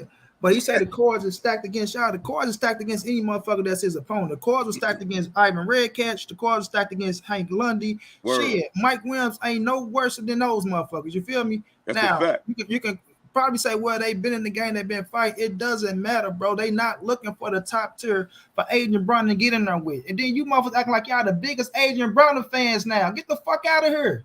Y'all ain't the biggest AB fans in the world now. Y'all just shitting on the man saying he this, that, and the third. Now he losing weight. He look like he in shape. Now he all the way back to Adrien Broner. The motherfucker getting there, throw 3 punches around. You don't know what's gonna happen in the fight, bro.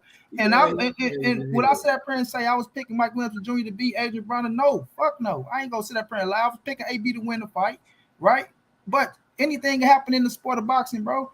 Anything, yeah. But my thing is this. I know the game. I don't give a fuck, bro. You already took an L. It's an opportunity, and you making some money, bro. Period. You making a fucking dollar.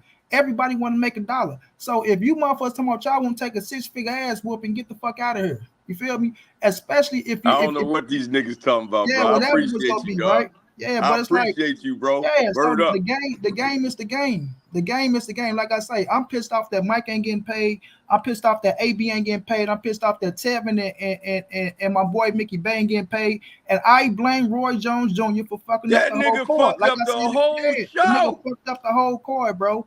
Because no fighter should be out there sparring 9 to 7 days out from whether you think he go win or not. If you don't want to be in the corner, you get the fuck out the way. You let the pops be in the corner, and you let the pops go do what he got to do with his son. But if Mike Williams Jr. say, I'm going to that motherfucking ring to fight, I'm finna get this money, I'm finna go fight, then you ain't got shit else to say, bro. Period. And you don't now listen, bro. Do some weird shit. Now listen, Roy said he didn't like what he was seeing all camp, right? with Mike's defense. Nigga, they only sparred those times I just told you, bro. Come on. Man, this nigga is So funny, how many bro. times did they spar? How many times was they sparring? They was that Nigga, Monday and Tuesday, the So last they only week. sparred twice? The Monday and Tuesday. Yeah. Because remember in his interview, he said Mike didn't have enough rounds. Well, nigga, you should have been home. Right. The fuck is you talking about? You gotta remember, see, people just listening to him because he Roy, or he know what he talking about. Yeah, we knew that kid wasn't ready. Niggas just going off the emotions and they already think Mike is trash, right? So that's why they going like that. Nah, man, the nigga Roy wasn't there. Nigga Roy wasn't there, and when he was there, they was doing technical work. They wasn't sparring. He waited till the last week to be on the bullshit. That's it. Now, me and you spoke, right? And we both kept it real 100 with each other like we supposed to. And I told you that I feel that Michael Williams Jr. was very, very athletic. Like, he was athletically gifted, but he was green. Like, he wasn't on that level to me yet. And we talked about that, right? Yep. But with that being said, I feel that John Boza, the fighter that he was just that he had lost to, because that's what people judging him off of. Yeah, they are, bro. John Boza fight, right? And he didn't look good in that fight. You know, not at all, bro. Bad in that fight. But I feel that John Boza showed me a motherfucker can fight. When he fought Africa a couple of weeks ago, he showed that he can fight. Now, hold on, let me tell you something about that. But the mother, he can punch and he can fight. So to me, that was a much more dangerous fight than Adrien Broner. That's and Mike walked out of that motherfucker with no bruises, and it looked badder. It looked worse than what it really was, because Mike, after that fight, Mike had no bruises, no nothing, right? So here's the thing. Not even making an excuse. We got our asses handed to us. Mike walks around at like 160, 161.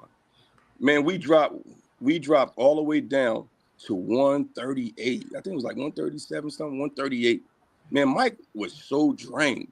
And then, nigga, I ain't gonna need a lot of you, nigga. I'm gonna let y'all know these niggas be getting IVs and all kind of shit after the weigh-ins. We didn't do that shit. You know what I'm saying? We didn't do it. That's shame on us though. You know what I mean? We didn't hydrate Mike up right. And he was weak as fuck. You know what I mean? We were supposed to be the first ones to do what Africa did. Hitchison's, we were supposed to do the same shit Hitchison did. Mike, that was Mike's showcase. But my son was weak. He was weak. And it was our fault. And we got our asses beat, bro. You know what I mean? So that's why Junior was hungry, like, all right, I'm at 147. I'm gonna show everybody on AB, then what they're gonna say. But you know the sad thing, fellas? If the fight would have went down and Mike would have fucking displayed hella boxing skills and he went the distance with AB, niggas still wouldn't have gave Mike his props, bro. They still wouldn't. They would have called AB just washed up. Yeah, but you know who would have gave him an opportunity though? It ain't about what niggas think. It's about what promoters see. You feel me? If you go in there and put on the shot with AB, then y'all put yourself out there and show that y'all. And it wouldn't have been shit but his second loss. You know what I'm saying? So they looking at it like, nigga, your second loss. I mean, you got 2 losses against Boza and against Adrien Broner. You know what I mean? It's like you gotta look at that shit. So I'm not worrying about what no people got to say, no fans. Like I don't give a fuck about that shit. I'm looking at the sport of boxing and how the sport of boxing go, bro. So they wouldn't be happy. I mean, they could have been any other motherfucker now with AB, and they got the bag. Because I'm worrying about the bag. And it's a motherfucker from overseas. Right? Yeah. AB going there and don't look like shit against him, and it's cool. But now that it's a nigga, you know what I'm saying? Y'all looking at it's this is that. It comes to the point, right? Of no other fighter would have been sparring this close to the fight. Nobody. So yes, it's Roy Jones' fault because he shouldn't have had that young man in there sparring, and he knows that himself, regardless if he thought he was ready or not, bro. We going to the fight. Fuck it. It's gonna be what it's gonna be. Mike, like I said in my video, teach a motherfucker work on some defense, grab his ass, wrap his ass up. You tall, move on his ass. He wasn't doing none of that. He wasn't doing none of that. Let me say this because, you know, from y'all in it now, right? You in it now, you boxing full time.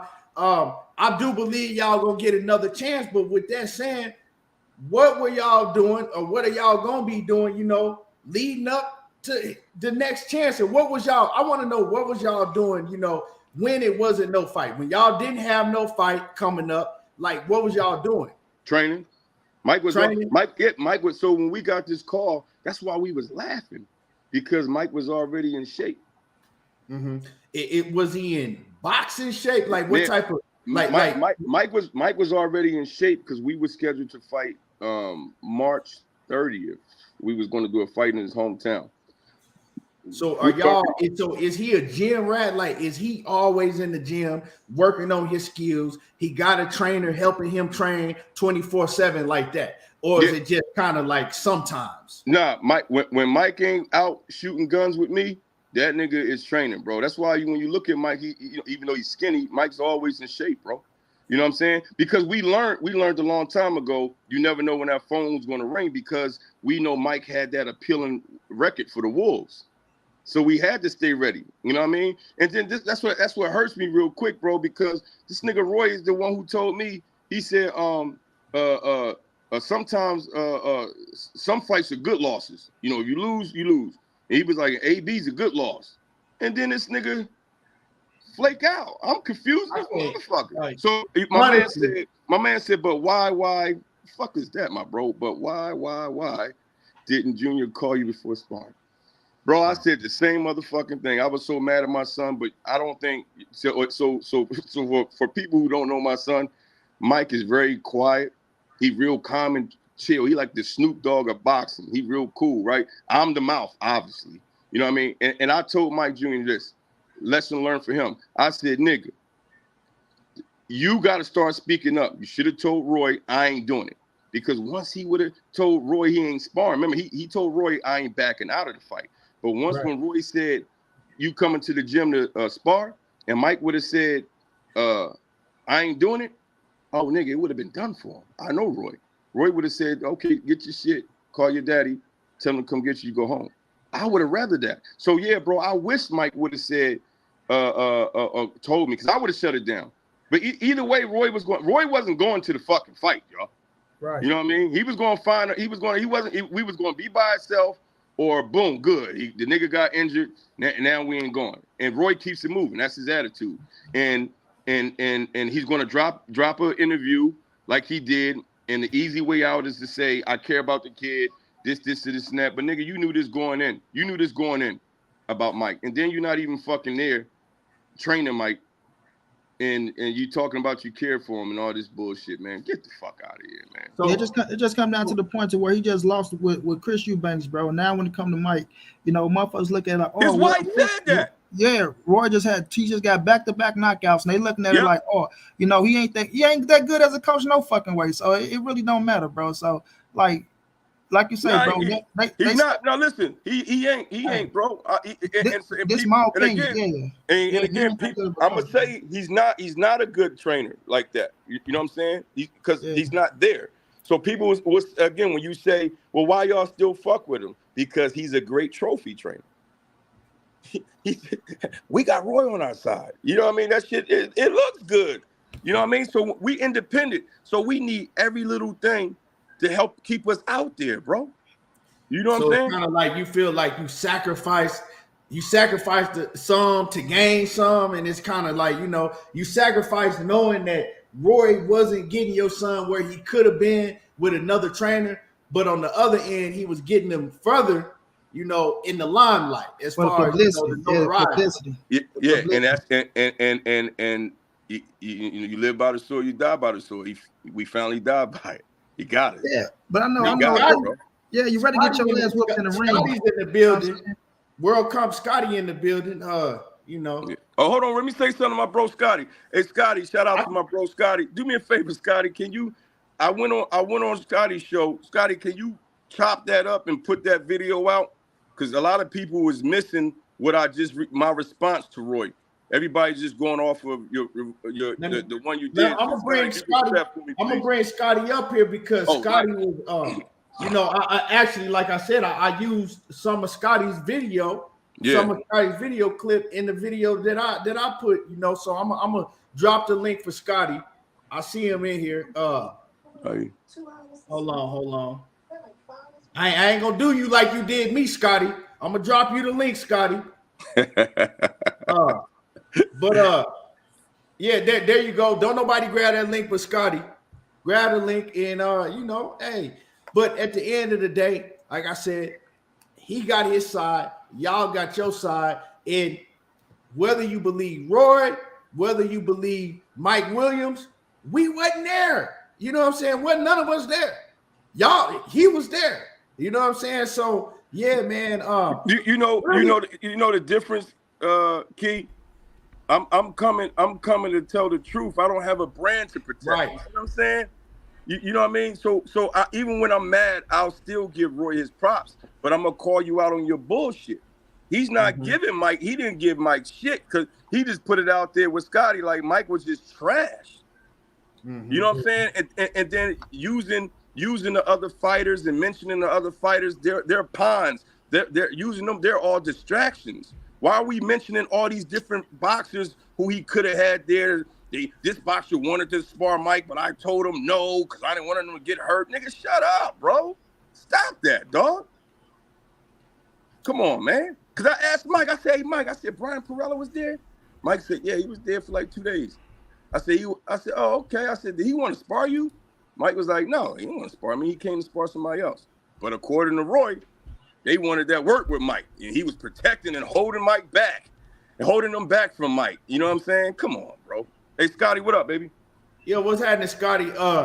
Like I said, man, you did the interview with Roy Jones. Man. Hell of an interview. What up, ETB? You know what I'm saying? What's up, Scott? Yeah, go ahead. What's going on, Money? Hey, I got people hitting me up too about the interview. I know Senior feels some type of way. I know he's not totally on board with the way the interview went, but that's actually between him and Roy. But I wanted to ask you, Senior. You said yesterday that what we talked about on the phone, I didn't tell him about the offense and the defense, right? But you got to understand, I did mention about the vibe situation between him and his wife. I did mention that. You remember? Yeah, you told did. me that too. I didn't know nothing about no vibe situation. Yeah. But you on the live, when we was on the live, you said, hey, you didn't mention what I told you on the phone about, his offense being good. And I say, well, I forgot. That's the first time I mentioned the vibe. You told me that too. Yeah. So that's because a lot of people was talking to me about this shit. You know what I'm saying? Yeah. I mean, they saying, what are they saying, brother? Yeah, that's all. The people was asking me about what you said. Oh, yeah. They were saying okay, that I got what you're saying. If we spoke before then, why didn't I mention it? Yeah, I'm gonna tell you like this because people hit me up too, Scotty. And they felt like this is what they felt like. Because remember, I came on right after you. They felt like you didn't challenge Roy. Because when I came on, man, you got busy. We started cooking. It was more you let Roy talk. But what I think people don't understand because they don't know Roy like me. You know Roy. Roy really don't got time for this bullshit. You know what I'm saying? He got with Scotty and threw some shit out there real quick. I got time. What I say when I came on, I'll be on this shit all week defending ours. But see, it's a different type of energy you on because, okay, 150. Let's my son's cut to the chase. 150 is your son all the way through and through. I know, right. And I didn't get to that yet. And your son's jaw is broke, but I didn't let him do anything, bro. I interviewed him. I wasn't there to challenge Roy. I'm trying to get the other side of the story. You did. I wasn't there. You wasn't there. You know what I'm saying? When he came on, I was, first of all, why the audio is like that, because I didn't know Roy was going to hit me back and I was out. He hit me back. He said, you want the interview? All right, cool. And I had to find a way to record it. That's why the audio's like that. But people saying I didn't challenge him. What was I supposed to challenge? Like, it's information I don't even know. You told me information before I even really knew what the hell was going on with everything I was hearing on social media. No, that's a fact. I mean, hey, Scotty, at the end of the day, it was great. I'm glad you got him on. I wanted to hear what he was going to say. So I appreciate you, bro. You know what I mean? A lot of people been waiting for it, and you gave it to him. You know what I mean? So, appreciate you, bro. But I just didn't. What'd you say, brother? See, people don't understand. It's certain times we've been together that is going to be way outside of what people see on social media. So from both sides, Roy ain't did shit to me like that. Me and you, we've been down for a minute in this game, on the road doing all this shit in different area codes. You know what I'm saying? But also we had our differences too. I just don't want this to be one of those situations where you feel like I just let Roy stun on you No, I let Roy get it off just like I let you cook yesterday. Yeah, I'm here to let the story get out, bro. And I appreciate you, bro. So to answer your question, nah, man, I don't feel that way, bro. We good. We straight, doggy. You know what I'm saying? You my bro. Let me ask you. It's just a lot of people saying a lot of shit. You know what I'm saying? A lot of people saying a lot of shit, bro. Scott, hold on, real quick. From both sides, let me say this real quick. Go ahead. Because I had a phone call. Key know what I'm about to say. Shout out to Fernando Bunch, and I promised him. I said, yo, the next time I get on air, so Fernando Bunch is the Roy Jones fighter, right? His name got thrown in the mix. You know what I mean? I want to apologize to my bro Fernando, because Fernando told me, he said, hey, I didn't say certain things about Mike Jr. And if you go on Scotty's interview, I threw Fernando out there and I released some information about him and Mike's sparring. I apologize for that. Shout out to my man Fernando. Key, remember when you called me and I had to get off the phone? So shout out to my man Fernando. We good, bro. It's all love. I just want to ask Scott this. Scott, from you hearing from what Senior's saying and where Roy coming from, and it's just your opinion on this. Those men shouldn't have been spawned in the first place, right? Everybody's training camp is different. I can't say what they shouldn't have been doing because it was a smaller window. Look, I'm not going to digress from what I said on my live. He had 3 weeks, which was a short window. They're going in there against the biggest opponent ever. I look at it different. I kind of look at it in a sense as if Senior was going to look at it, because I've been to the fights where Mike was hurt. I've been there when he got off the canvas. I've been there, Money. I've been there, bro. So I'm not against Roy having him sparring that time because it was a short window. He was a last minute opponent, bro. No, AB was a last minute. They shouldn't have been spawned. AB. The fact that how you figure? How do you figure that? No, man. Because protocol for any fighter, bro. This far out, you ain't gonna find no fighter to say, "Hey, bro, are you still scoring 7 days?" And I don't give a fuck. They can say short window or not, bro. That's a lie. That's a lie. That's a lie, bro. So it ain't no protocol in boxing. Boxing not even regulated. Bro. Boxing not even regulated. How is it a protocol, bro? Ain't nobody scoring 7 days out before no fight, whether it's a short window or not, bro. 7 days. That's a lie. Hold on, let me say this. It was the 13th and the 14th. It was the 13th and the 14th. How is it 7 days out? How is that 7 days out, Money? Hold on. I'm about to tell you what Money talking about, because money is money. Both of y'all got your own opinion. Not with me. He right. It ain't no way. It ain't no way, bro. I'm standing on what I'm saying. He should have been spawned. Let me say what I'm about to say, fellas. Scotty. No, I don't even want to just like I'm talking to my bro Scotty. Fellas, today is Monday. We're supposed to be in Atlanta. So count the numbers back to the 13th and the 14th. How many days ago was that? The fight is Saturday, right? Brother, hold on. Right? So the fight would have been Saturday, right? They sparred Monday and Tuesday of last week.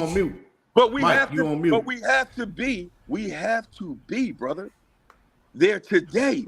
You can't risk getting injured. How we going to show up? Me personally, right? I'm not in the training camp. I don't know what's going on. We talking about 7 days from fight night. We talking about 7 days from fight night. Hey, Mike, hold on for a second, Keon, please.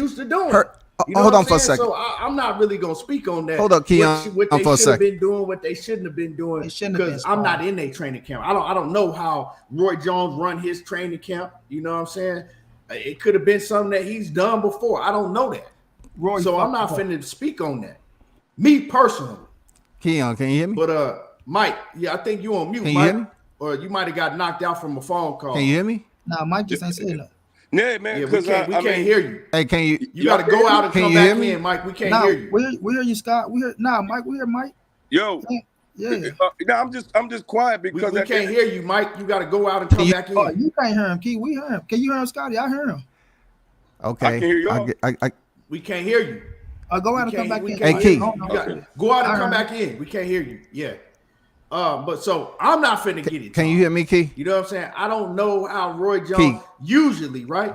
Key, can you hear me? The week before the fight, you know what I'm saying? Usually the week before the fight, fighters are not sparring, you can't hear Scotty that nature, but I don't know. Both of y'all got good points. Money is saying, look, usually you don't spar a week out from the fight. And then World Combat is saying, well, shit, I don't, you know what I'm saying? It was took on short notice. They only had a little bit of time, so I don't know. You know what I'm saying? I don't know how he conducts his training camp, so I can't really speak on that. Can y'all to hear me? Keep it 100. Yeah, I heard you, Mike. Can you hear him, King? You back in? Yeah, I'm here. I don't know if King can hear me. We don't hear you, Keon. Scotty. Money. Hey, bro, I've been talking. I can't nobody. I think that's me on my end. I don't. Hold on, that's Keon. Let me go out and come back in. I can't hear nobody. That nigga shit. That nigga got it. What the hell going on? Motherfucker playing Can You Hear Me games. This nigga shit fucked up. Yeah, can you hear me, Mike? I can. Can y'all hear me, Scotty? Yeah, I hear you. Can you hear me, Scotty? Yeah, I hear you, Mike. Yeah, I can hear you. Can y'all hear me? Can you hear me? Yeah. Can you hear me? Yeah, I can hear you, bro. Y'all can't hear me. Yeah, yes, I can hear you. Yeah, I hear you. I hear you. Can I you hear hear you, me? bro. Y'all hear me? Yeah, we hear you, King. Yo. Okay. Damn, what the fuck? Can I finish saying what I was saying though? What the hell going on? Can I finish saying what I was saying though? Yeah, I can't hear nobody on my end. I heard y'all. Go ahead, Scott. Right. Go ahead, That's Scott. crazy. So everybody can hear me, but I can't. No, I was gonna say the money that That's I crazy. felt like a fight of this magnitude, which was gonna be Mike's biggest fight, right? I just felt like I can't hear nothing. That's crazy. Go ahead, Scott. Go ahead, Scott. We hear you. Hey, Boxiana, I know. So all I was saying is, she sounds like she want to get up here and get some smoke with me or something. I give smoke to men, women, children, boys, and girls. Hey, hold on. Let me see. I don't know what the fuck going on. I don't think you can hear me, money. Shit. I mean, I'm not money on Keon. And William in the chat. I don't care what you get bro. up out of here. I'm gonna try to pull it up on my phone. You ain't covered one single fight. You ain't covered a fight, man. I don't give a damn what you think about me, bro. Man. I ain't want to with no damn chat talking about. Go ahead, Scott. I ain't want to chat. You the same nigga that used to be in my chat later back in the day. You was the same one that was over my chat back in the day. So all of a sudden I'm a troll. How you figure? I barely ain't come on anybody else's panel. What are you talking about? Scotty, fuck what the chat talking about, bro. Go ahead and say what you're saying. I ain't talking shit. What I was saying to you, money, is you said 7 days out. I'm saying Monday, if Monday and Tuesday was the only day he was sparring, that side of it with Mike and Roy, they have to figure that out. I'm only speaking on my opinion on what I think, for 150 being ready for Broner. You know what I'm saying? If he got the fight on short notice, that's the shit. That's the biggest fight. And like I told people, if you ain't close to the team, I know you mentioned you was close to the team and all that since day one, but truth be told, money, I don't see too many videos out there with you, but I'm just saying in general, when it comes down to it, money know what it is. You know what I'm saying? When it comes down to it, money, listen, he had 3 weeks, brother. He had 3 weeks. And this is not the first time they wanted to fight AB. They wanted to fight AB when he fought Gervonta Santiago, and they didn't give him the fight. They didn't give him the fight. I told people, I said this ain't the first time they wanted to fight AB, bro. So let me say something real quick, because I'm not, because bro, you know I love you, Scotty. That's your opinion. You know what I mean? So I'll never argue another man's opinion, right? So I do want to counter and say this. I believe if Roy Ash would have been there the whole time, we wouldn't have to do no last 7 or 8 days out. You know what I'm saying? Sparring, bro. That's just real shit right there. So man, because this nigga is scrambling all over the fucking place, this is what we get. And it's not. But sparring goes into that week though, Mike. You know that you've been around the game longer than me, man. I don't see no sparring. You know how you like it, Scotty? That close to the fight, bro. What do you mean money seeing? What are you saying? I mean, it happens all the time. Scotty, I know a lot of fighters, bro. No fighter is sparring no fucking 9 days out, bro, before you got to shake out and got to get to the fucking thing for the press tours. And shaking out doesn't happen to the week of the fight, bro. What are you talking about, money? Shaking out don't happen to the week of the fight. Man, shaking out means leaving, bro. I'm not talking about shaking out in the gym. I'm talking about leaving the fucking city to go to another city, bro. At the end of the day, fam. So what Roy Jones did was fucked up. I mean, you can feel how you feel about this, my opinion, bro. He shouldn't have had the kid in there sparring that close to the fight, bro. Whatever else you going on, you can work on other shit, bro. If you feel like, well, look here, Mike, I don't feel like we had enough sparring in. And then you talking about sparring, you sparring with a motherfucker that didn't even get you ready for AB. You got another tall motherfucker. This nigga ain't 5'6". That's a fact. You wasn't there. You wasn't there, money. Well, you wasn't there. You ain't speak to one. You ain't okay. You ain't speak to one sparring partner. You didn't speak to one sparring partner. I'm saying what Mike. You didn't speak to one sparring partner, money. So it doesn't matter, fam. It does matter because you on the outside looking in like me, shawty. You on the outside looking just like I am. Just like you can have your opinion about it's okay for them to sport. I can have my opinion for them. But not listen, to sport. look, I understand, money, where you coming from. What the word, look, money. I understand where you coming from with the tall fighters. But in that short period, who are you gonna find to emulate AB? Who?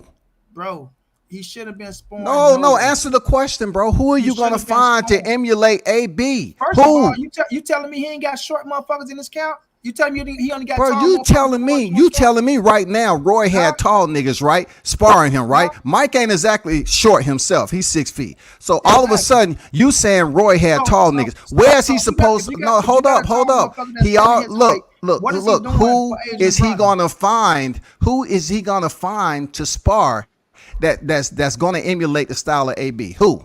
In that short period of time. Don't he got short people in this camp? Yes or no? You tell me. You know more than I do. I've never been down there. I've never been down there, dog. Hey, fellas, I know one thing. That's Roy's job to do that. Roy knew we was going in with AB. You know what I'm saying? But again, you know, we shouldn't sit up here and argue on this panel because at the end of the day, I'm telling y'all, Roy was in and out. The shit was unorganized, fellas.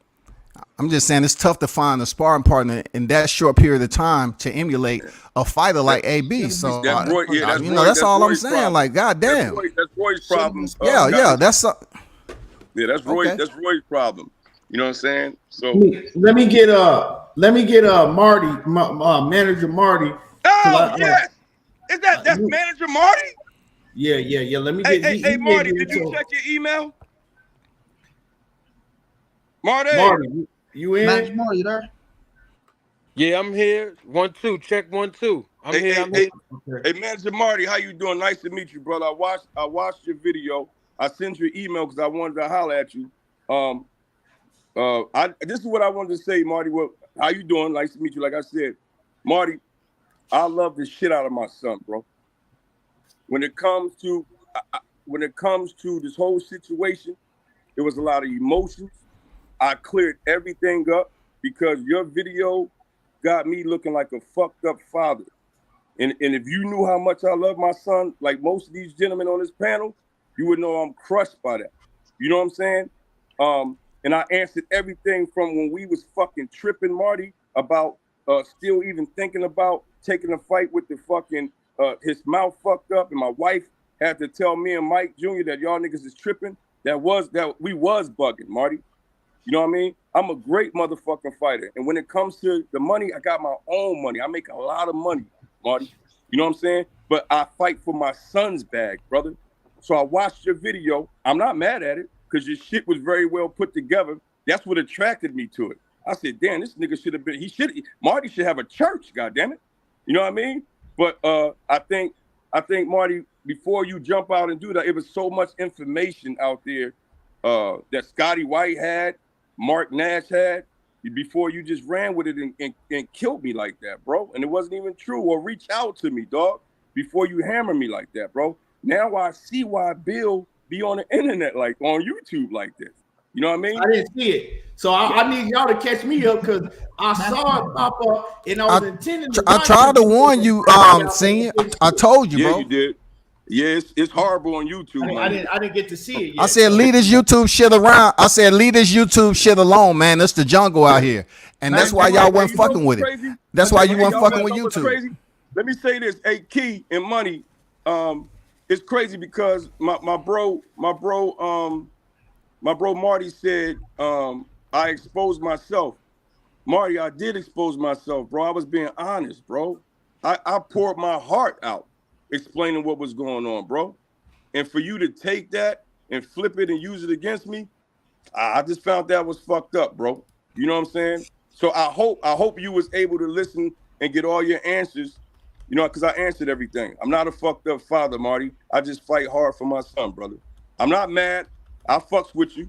I emailed you. You know, I left some comments on your shit. You know what I mean? But that, you know, when you got these dumbass casual fans, they look at y'all videos, bro, and they run with that shit. You know what I'm saying? So that was it, man. No hard feelings, bro. You know what I mean? I respect your perspective. I just want to clarify a few things. Right. It's a pleasure to meet you too, Mike Senior. Let me clarify one thing. Well, I want to clarify a few things. First, Absolutely, brother. let me acknowledge the host, Everything Boxing. Salute to you, brother. Thank you for getting me on your channel and everything. And y'all hit the like button, because I know a lot of y'all niggas in the background finna run with this shit. So at least hit the like button. You know what I'm saying? Hit the like button. But yeah, go ahead, Martin. So I just wanted to salute to you. Salute to you, Monty Brown, my guy. What's going down, my dog? I don't recognize the guy in the corner, but salute to you too, brother. I never. No. That wasn't a shot at you, brother. I don't know who you are, brother. I'm saluting you, brother. I hope you didn't take that the wrong way, brother. He don't have your that's name. World Combat Sports. That's Scotty, man. Okay. Salute to you, Scotty. I'm laughing at something else. Oh, okay. Salute to you, Scotty, from World Championship Boxing. You said. I'm in the chat. Okay. Yeah. So let me clarify this, Mr. Mike. I have never ever questioned your love for your son. That's not my place, brother. I am not here to talk about whether or not you are a good father or you are a bad father. I never said anything to that nature. However, with the perspective that I was coming from was, as a father, there were things that you said out of your own mouth. I didn't say anything basically out of the thin air, or I didn't pull anything out the thin air to try to run with a narrative. All I did was speak on things that you actually said out of your mouth without giving the whole story. Now, based on the things that you said, I was coming from that perspective, and you've acknowledged it. You said that you was tripping for saying you would still have your son compete while he had a fractured jaw. You know, so I respect you for acknowledging that. Mm-hmm. The thing about it is, I understand, I've been in and out of this segment on Everything Boxing's channel. I haven't been here all night, so I don't know if you acknowledge certain things or not. The thing is, as the trainer, you are your son's trainer, correct? Yeah.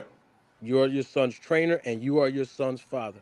And in this business, I am fully aware that it can be very, very sensitive when you have a father and trainer duo.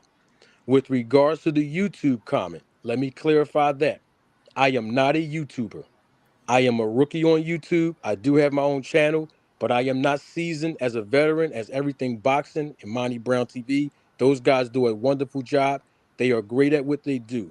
I'm just a guy kind of coming on the back end of this. I am a professional boxing manager. I am licensed in multiple states. I just provide a business perspective on YouTube. I'm not technically a YouTuber. I don't come on here trying to clickbait, because you had mentioned the words clickbait in the comment section of that video. I'm not here to do nothing for no likes and none of that. So I wanted to clarify that. When it came down to when your son was in your care, because I know you're talking about Roy Jones and all the things that Roy could have done and should have done when your son was in his care.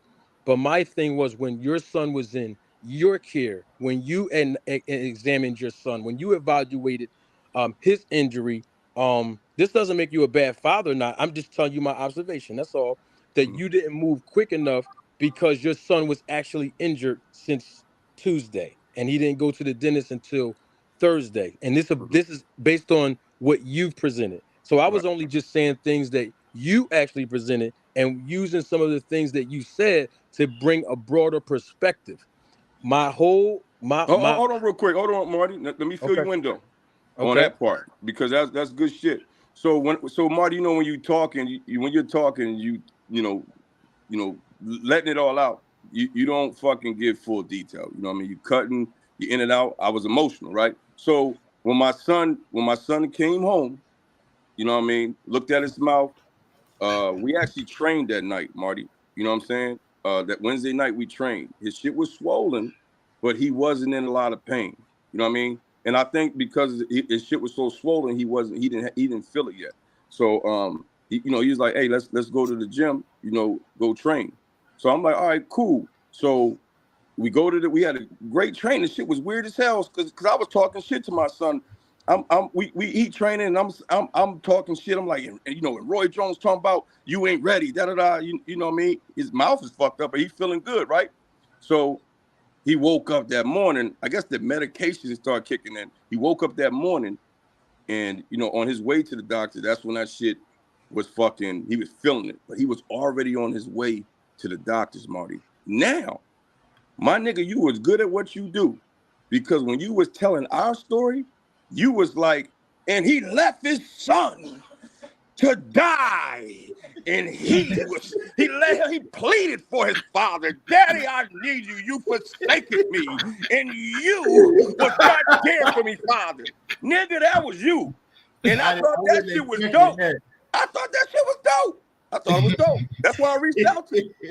Right, but you have to acknowledge, even with the sentiments, I do a little bit for entertainment, but you have to acknowledge that you acknowledge that you said yourself, Mr. Mike, that your son called you and you kept basically turning him down because you wanted him to continue to train without complaining, and Hold on.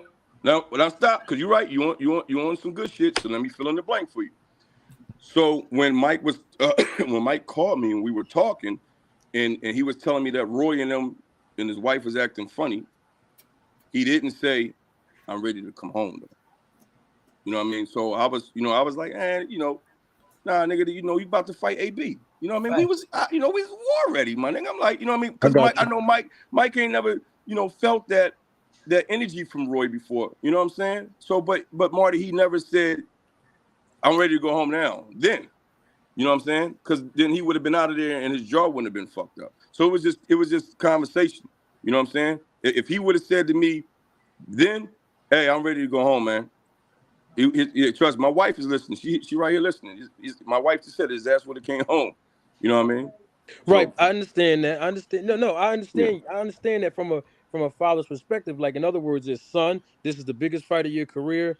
I know it might be a little bit too hard for you because the pressure is on you and all of those things. I understand that. But you were not there though, right, Mike? No, sir. Right. So all the information you received as far as how from my son. Right, from your son, like how tall the sparring partners were. I know the sparring partners. Okay, how big they were. Were they? I know all of them. Yeah. Roy Jones made a statement that the sparring partners were 130 something pounds. Was that true, or were they cruiserweights? Marty, that's why I fucks with you. Now I'm gonna tell you where that whole cruiserweight shit come from. So the sparring partners fight at 135, Marty. So Mike is the only one in camp. The sparring partners fight at 135, but when they was in there giving Mike that work, those guys are actually 147, 150. You know what I mean? They not little niggas in the ring with Mike. You know what I'm saying? Those guys is eating, they in there. And they gave Mike great work, bro. So whether Mike could have been in there with a nigga who was 120, if he's pushing 120 pounds, if he's pushing Mike to be great against AB, then what's the problem? The shit that Roy was throwing out there was just his way of trying to convince the people of, hey, he wasn't ready. Because I already fucking came at Roy so hard, I knew he was going to do that. You know what I'm saying?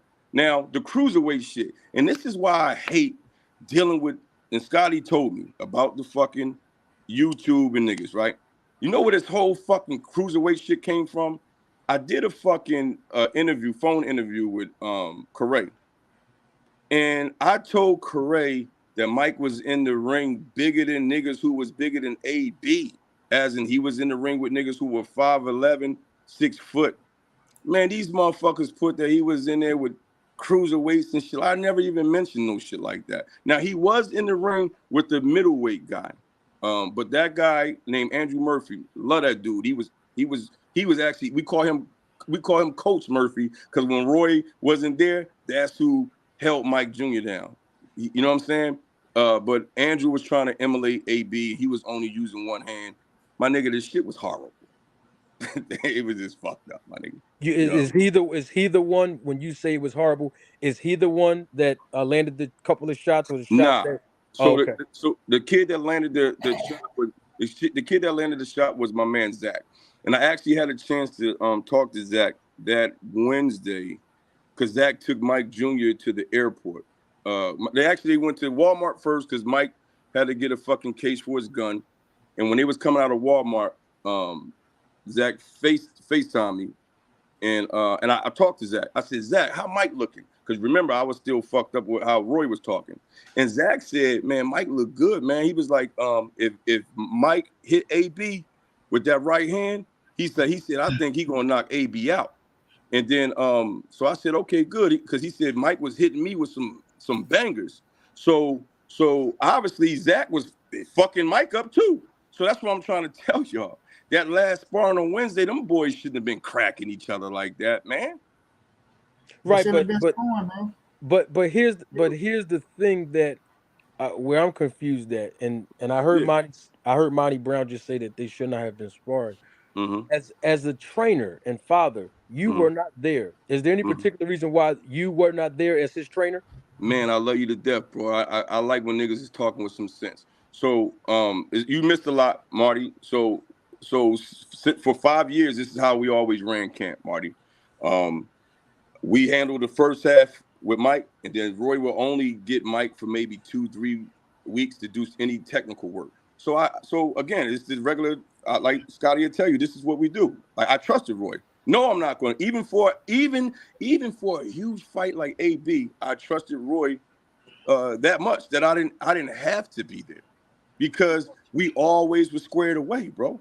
You know what I mean? Now, I ain't gonna lie, because I'm a man about my shit. That first week when Roy was leaving in and out, I should have got my ass to fuck up and went down there. That's my fault. I admit that. I respect you. I respect you acknowledging that. I respect that. And on top of that, I also heard you say that you FaceTime your son several times to encourage him to get up and do road work when Roy was not around, correct?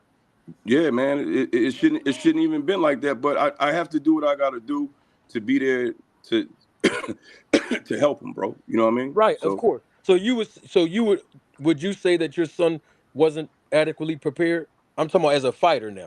Would you, if you had to FaceTime him to get up and do road work? Oh, okay. So all right. So let me, bro. I'm glad y'all called me out on my shit. You know what I mean? No. I'm not trying to. No, listen, Mike. I'm not trying to expose you. I really want to know. No. I'm not trying to. I love it. No, I just want to know, bro. Because no, bro. I get it. Because when I talk, I realize, bro, I don't fuck with YouTube, but I realize I have to be very fucking clear.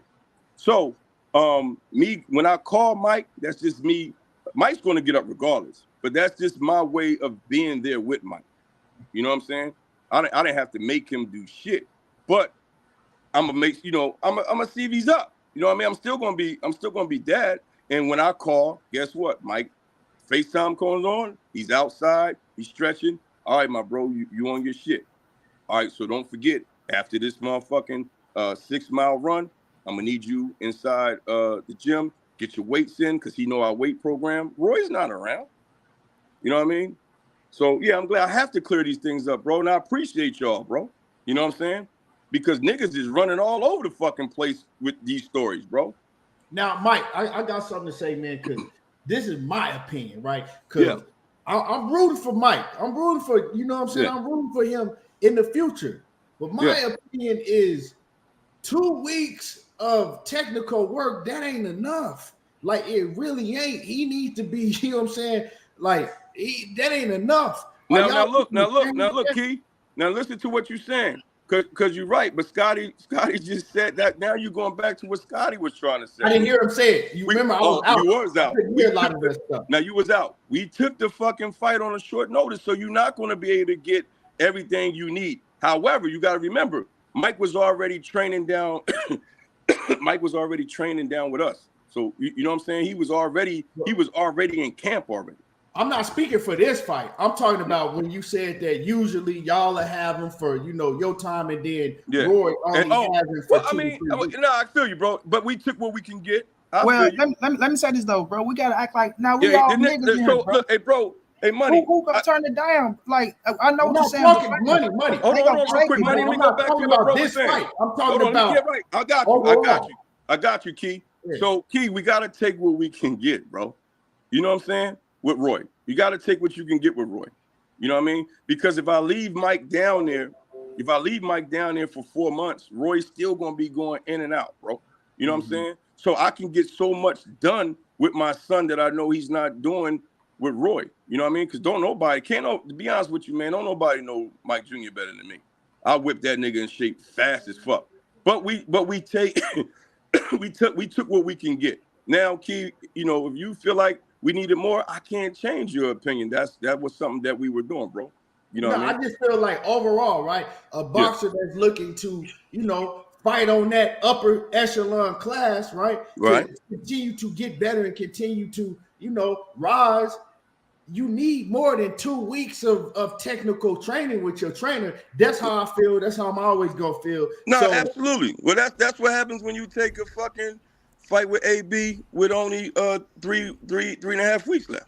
You know? Well, no, I wasn't. That's all I'm saying. You taking a fight on short notice, bro. No. I'm thinking that you saying, right, when you said that, I'm thinking that you saying that's how it always is. So, oh well, yeah, you got to remember. Look at his box record. We could get that off with the caliber of fighters that he was fighting, bro. I'm an honest guy. You know what I mean?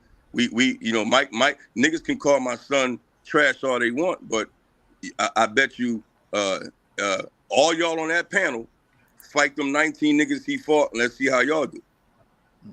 Well, nobody on the panel. Hold on for a minute. Nobody on the panel that I heard, Mike, called your son trash. You just I was just talking about the chat, not the panel, bro. You talking about the chat? I was using y'all as an example, bro. I was just talking shit. I was being funny. You know what I mean? Hey, let me rephrase that. So all them niggas in the chat, I bet you motherfuckers. I whoop some of them. I guarantee you, I'll whoop some of them motherfuckers. I'm like you, Mike. Shit, I just shoot.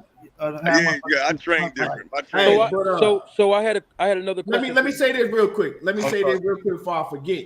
But I seen somebody in the chat says send your son down to Derrick James in Texas. And it's funny that he said that because, you know, I'm not gonna get into the conversation, but me and Mike actually did talk about that. So I heard you say from a business perspective. I heard you say I think it was on this channel here earlier. I heard you say that Roy made some money with you all, and he made money, and your son did not make money. From a business perspective, can you clarify that for me, or for us? Right. So I was on some Suge Knight type shit with the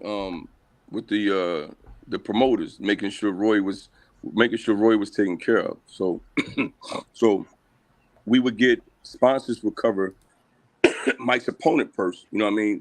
Mike's reward was his win, right? And of course, you know, slide him $500-$800 for his pocket, whatever. But for Roy, because he's such a high profile trainer, when we would charge the promoters, they would actually pay Roy to be there with Mike, which was fucking wrong. That only worked for about 2 years before all the promoters just ganged up on me and was like, man, this is fucked up. We didn't, you know, you can't be doing that. So then me, just always looking out for Roy. So I said, well, all right, we got to do a meet and greet. So at the what is it called? When you take a break in the fight, what's that? Intermission. So at the intermission, we would do autograph signings and picture signings for Roy to make some money. You know what I mean? So it was times where Mike didn't get paid, but he won, and Roy went home with money. You know what I'm saying? So that's how it went, bro. So okay, so to clarify, let me put my manager's hat on. So you're basically saying that when there's an opponent, you're in the position to build your son's record, correct? Absolutely. Yeah, okay, so in that environment, when you're building a fighter's record, there are times where the fighter may get shortchanged. I'm talking about the fighter. I'm referring to the prospect. That's what happens. Yeah. Right? Okay, yeah. right. So the fighter who's the prospect sometimes gets shortchanged, and then the opponent, they are the ones who basically get all of the benefits of maybe hotel, like room and board, transportation, and a purse, because the whole point is that your son, in your case, the prospect, is trying to get a win on his record, correct? Mm-hmm. Right. So from a manager's point of view, at some point, the fighter has to get paid. This is where, and I say this on my channel all the time, and I'll say it here. This is where representation is extremely important. And this is no knock on you, but I'm just saying at some point the fighter, even though they're a prospect, they have to get paid. They just have to get. In other words, is if they're doing 4 rounds, and at this point, Mike, I would assume that you understand how this business works with the fair market value. If we have a 4-round fighter, and this 4-round fighter is making $200 per round as a prospect, of course, we already know the opponent most of the times make a little bit more. But at some point, the prospect can't keep getting shortchanged if the fair market value says if he's signed to a promoter, this is what he gets. In other words, is what I'm basically trying to say, Mike, is when a fighter is not signed to a promoter, meaning they are a free agent, they are the ones that should be making more money compared to if they were signed to a promoter. You understand what I'm saying, right? So I'm gonna tell you like this, Mark, manager Mark. We're independent. My son is 21, right? Your fighter, do you have a fighter that you had since age 8 and took him through amateurs and the pro rank all the way up to an adult? Do you have a fighter like that? I don't train fighters. I'm just a manager. I don't train them. You're a man. Oh, well, see, your whole situation is just different than ours. We're an independent team. We got it how we was going to get it. Our wins. You know what I'm saying? Right. Mike Jr. was well taken care of, bro. You know what I'm saying? So, the way you run your ship and the way we run our ship may not be the same. Yeah, You know what I mean? it's I have no issue with it being the same or different. What I'm trying to understand is, like you said, Mike was well taken care of, but we also know, Mike, too, that you lost a lot of money to be able to get your son on these cards because you know the price points of promoters when you are a free agent and how much they're charging for slot fees, etc. So I'm just saying, in order for you to we put in time and training. I was smart enough with my marketing to get other people to pay for everything. So to have a Mike Jr. record costs our sponsors a total of about over $100,000. Right, that sound about right. Yeah, I didn't pour that out of my household. Now, there was some times where shit got crazy for us because, and I'm just me keeping it real, one of our main sponsors, COVID fucked it up. So, we was struggling trying to, because we're the A side. We're acting as the top ranks and Bob Erms and PBCs independently. We the big dogs. So when y'all fought Bowser, you were the A side? When y'all fought Bowser? You know what's crazy, bro? See, now you're going deep, man. Certain shit. So yeah, when we fought Bowser, we was the A side, bro. Bro, when we fought Bowser, Bowser going off top rank. When they brought us in for Bowser, they brought us in to actually beat Bowser. That's real shit. Why you think when Bowser won, he was jumping up and down, him and his family, like they won a fucking world champion? Mike Jr. was brought in to beat Bowser. We got paid. Mike Jr. got paid well for that. Right. You know what I mean? So the reason why I asked you that is because that was different though. That's now we doing business. Now we're doing business with a bigger promotional company than us. You see what I'm saying? So you have your own. You said us. You have your own promotional Michael company? Williams Jr. Boxing LLC.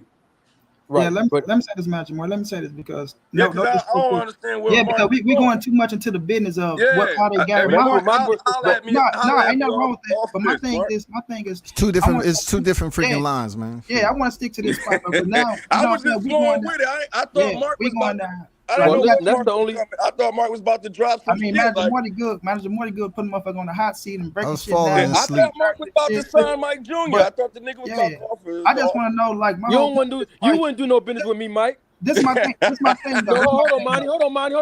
No, let me say this, man, because I ain't saying nothing, man. Let money go, man. Yeah, I don't know. I don't know, Marty. Hey, Marty, check this out. I'm not going to doubt you because you might be able to bring some good shit to the table. So I'm not going to say I wouldn't, because you got to remember, I'm in this business to help my son. So for me to sit up here and say no, I wouldn't. Nah, Marty, you might have some good shit, nigga. You know what I mean? You might have a budget. You might can move us to the next level, bro. So I'm not gonna say I wouldn't, Marty. You know what I mean? Right. I was just saying that because of your tone. I wasn't trying to be hired. I'm just saying we can talk business, but what I did was when I came on here, I came on here like I always do to provide a business perspective. So that's why the questions that I'm asking you, was based on business and based on what you wanted to say to me in the video I posted. Yeah, but absolutely, let me say this though. Hey, Mike, I think you should go back out to B&B, Mike. Just go back out to B&B, bro. You know what I'm saying? It ain't no middleman no more. It ain't no middleman no more. You know what I'm saying? Scotty, you ain't never know. They don't even know about that. Matter of fact, They wouldn't even know about that, man. Yeah, you're right. But this opportunity is bigger than that and everything else, bro. So my whole thing is just coming from a perspective of Mike Jr. being who he is, right? Like everybody see this, you got motherfuckers saying in the chat, or he wasn't ready for the fight, or he ain't this. Every motherfucker dogging him out, dissing him, this, that, whatever the fuck they want to say. It's still an opportunity for the kid to get in there, right, and to make a fucking payday in the boxing world, fam. This opportunity don't come to everybody, fam. It's not, you know what I mean? So I felt like by him being in his position, he wanted that fucking shit. You know what I mean? He wanted it, bro. It doesn't matter if y'all talking about, oh, he's not ready. He's this. The man was already getting ready for a fight, bro. And my whole thing is just for me and everything I've seen in boxing, right?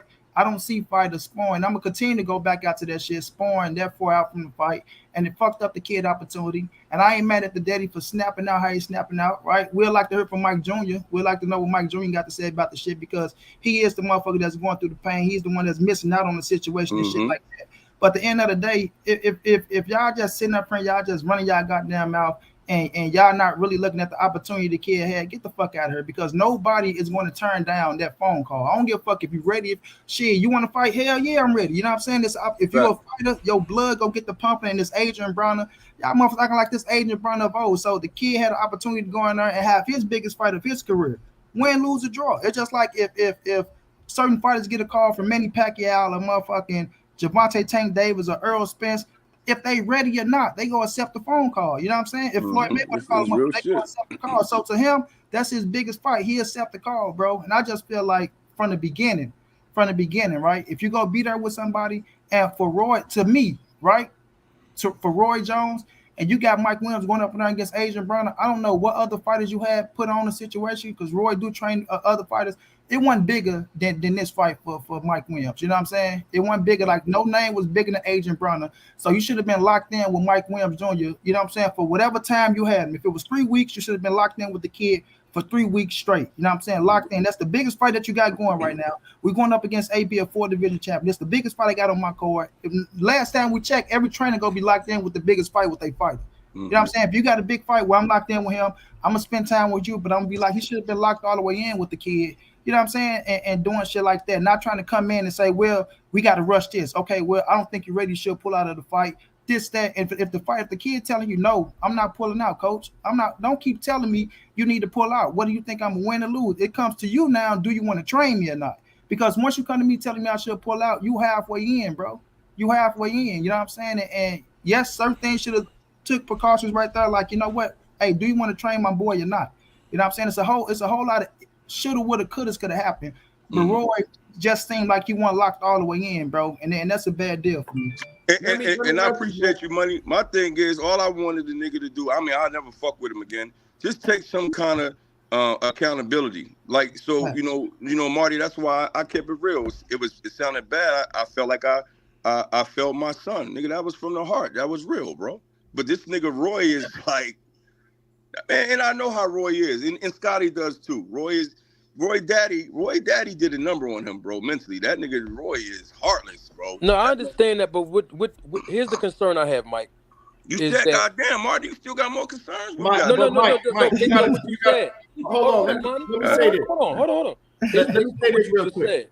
I'm just say this real quick before I forget my thoughts. You know what I'm saying? As far as what you just said right now, how Roy's dad, you know, I know that whole story. Like I grew up, I used to study tape on Roy. You know what I'm saying? Like I used to study all his film, but so I know the whole story. But you got to think, hey, all great Michael Jordan, Kobe Bryant. Just if you go throughout any sport, all greats, they motherfucking heartless like that. They heartless. They have that, you know what I'm saying? That's why a lot of them don't make good trainers. You feel me? But I've been wanting to ask you this, right? As far as Mike Williams Jr. confidence, how was his confidence going into this fight? Was he going in like, you know, whatever gonna happen, or was he going in like, hey, ain't no way this motherfucker Adrien Broner can beat me? Like, how was his confidence? Hey, Key, I appreciate that, bro. When I dropped my son off, nigga, he was ready for the world. Nigga. That motherfucker was hyped. You know what I'm saying? He was telling you, I'm too tall, I'm too athletic, I'm too fast. I'm gonna let my hands go more. This is my son was, man, I can't wait till he get his mouth fixed so he can talk to y'all, bro. You ask him the same questions. It might not even be relevant 8 weeks from now, but goddamn, he'll tell you. And it's just fucked up because once we got to about that second week, bro, he was like, man, he's like, Roy is draining me mentally, man. He's like, he got it with me thinking that I can't even be AB no more. And like my nigga Marty said, bro, that's real. That was concerns. I should have grabbed my motherfucking son up out of there. You know what I'm saying? You know what I mean? So it's my fault, bro. But he went in super duper confident, bro. In them 8 weeks, you know what I'm saying? One thing he need to do is stay off this goddamn YouTube and Facebook and that social media shit. Cause these motherfuckers on here, for real, they heartless. They gonna say, so he need to stay and just focus, you know what I'm saying? Because I think that he gonna get another chance. You know, me and you talked about that. I'm not gonna get. I really think he gonna get another chance, but he don't get to read these comments and things like that. Yeah, you gotta remember, bro. We been built for this. The niggas in the comments can't tell me shit. Them niggas don't know nothing about shit. Them niggas, listen. Them niggas in the comments is talking about the niggas in the comments is talking about my son. What the fuck they son doing? You know what I mean? Or they daughter doing? Y'all on my son's dick. You know what I mean? But you gotta remember, we the same team that when my son lost to Bowser, we didn't shut off our social media. We took that. You know what I mean? I know fighters that fucking delete their shit. No, nigga, we lost. It's a fight. It's a sport. You know what I'm saying? But this one right here was just different how it was done. You know what I'm saying? And then listening, my son heard Roy's interview with Scotty. My son was like, damn. So this whole time he thought I was trash? I'm like, that hurt him, bro. You know what I mean? Like that. He gotta use that though, man, is motivation. You know what I'm saying? Because it's gonna be if he gonna be in this game for a long time, you know, we all know, man, it's gonna be worse shit than that's gonna happen. You know what I'm saying? This the beginning, this early in his career. So he gonna have to learn how to use that as fuel to his fire. Hey, can I say something, Keon? But my thing is, do we know? Can I say something real quick? Go ahead, Scott. But I just say, I don't know if another Adrien Broner opportunity go. That's my whole thing, fam. Like, won't be a while, bro. You can work your way to get there, fam. But you don't know if an Adrien, you don't know, like, okay, he might not turn out to be what people think he is. He might lose his next motherfucking 10 fights, and he have to go be a police. You don't know. But that one opportunity to fight Adrien Broner, bro, win, lose, or draw, you still got that shit on your banner. And that's some shit you can say you did, and yo, fuck everybody else in their journey. Get your ass. That's your journey. Well, you can tell your kids you had an Adrien Broner fight and shit. Hey, Marty, let me say this real quick to Marty. Money, you right. Scotty, give me a second. I know you want to talk. I just want to say this. I'm gonna shut up, Scotty. I'm gonna let you go.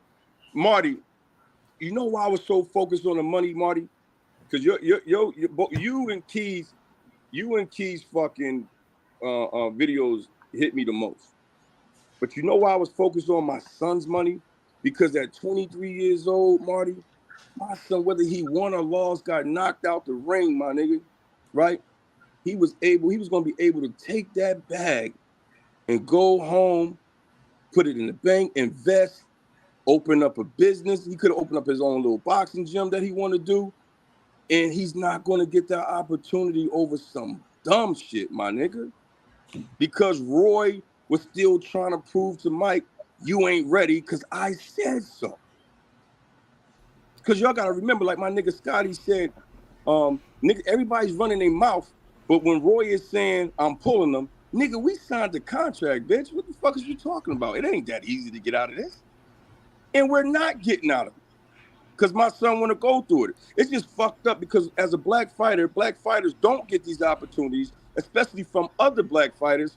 But we watch these. I ain't trying to be racist, and this is probably going to bite me in the ass too. But we watch these other motherfuckers from other countries come and get the bag. And they go home and open up bodegas and shit, nigga. Now they moving out the huts. Now they in little condos. Now it's steak with the beans and rice. And my son can't get that. Well, come on, I man. disagree. I disagree with you, Mike, because I bet you do, Marty. But no. Hey, Mark, let me go right quick, bro. Let me go right quick, man, because you long-winded. Go ahead, then. Go ahead. You got it.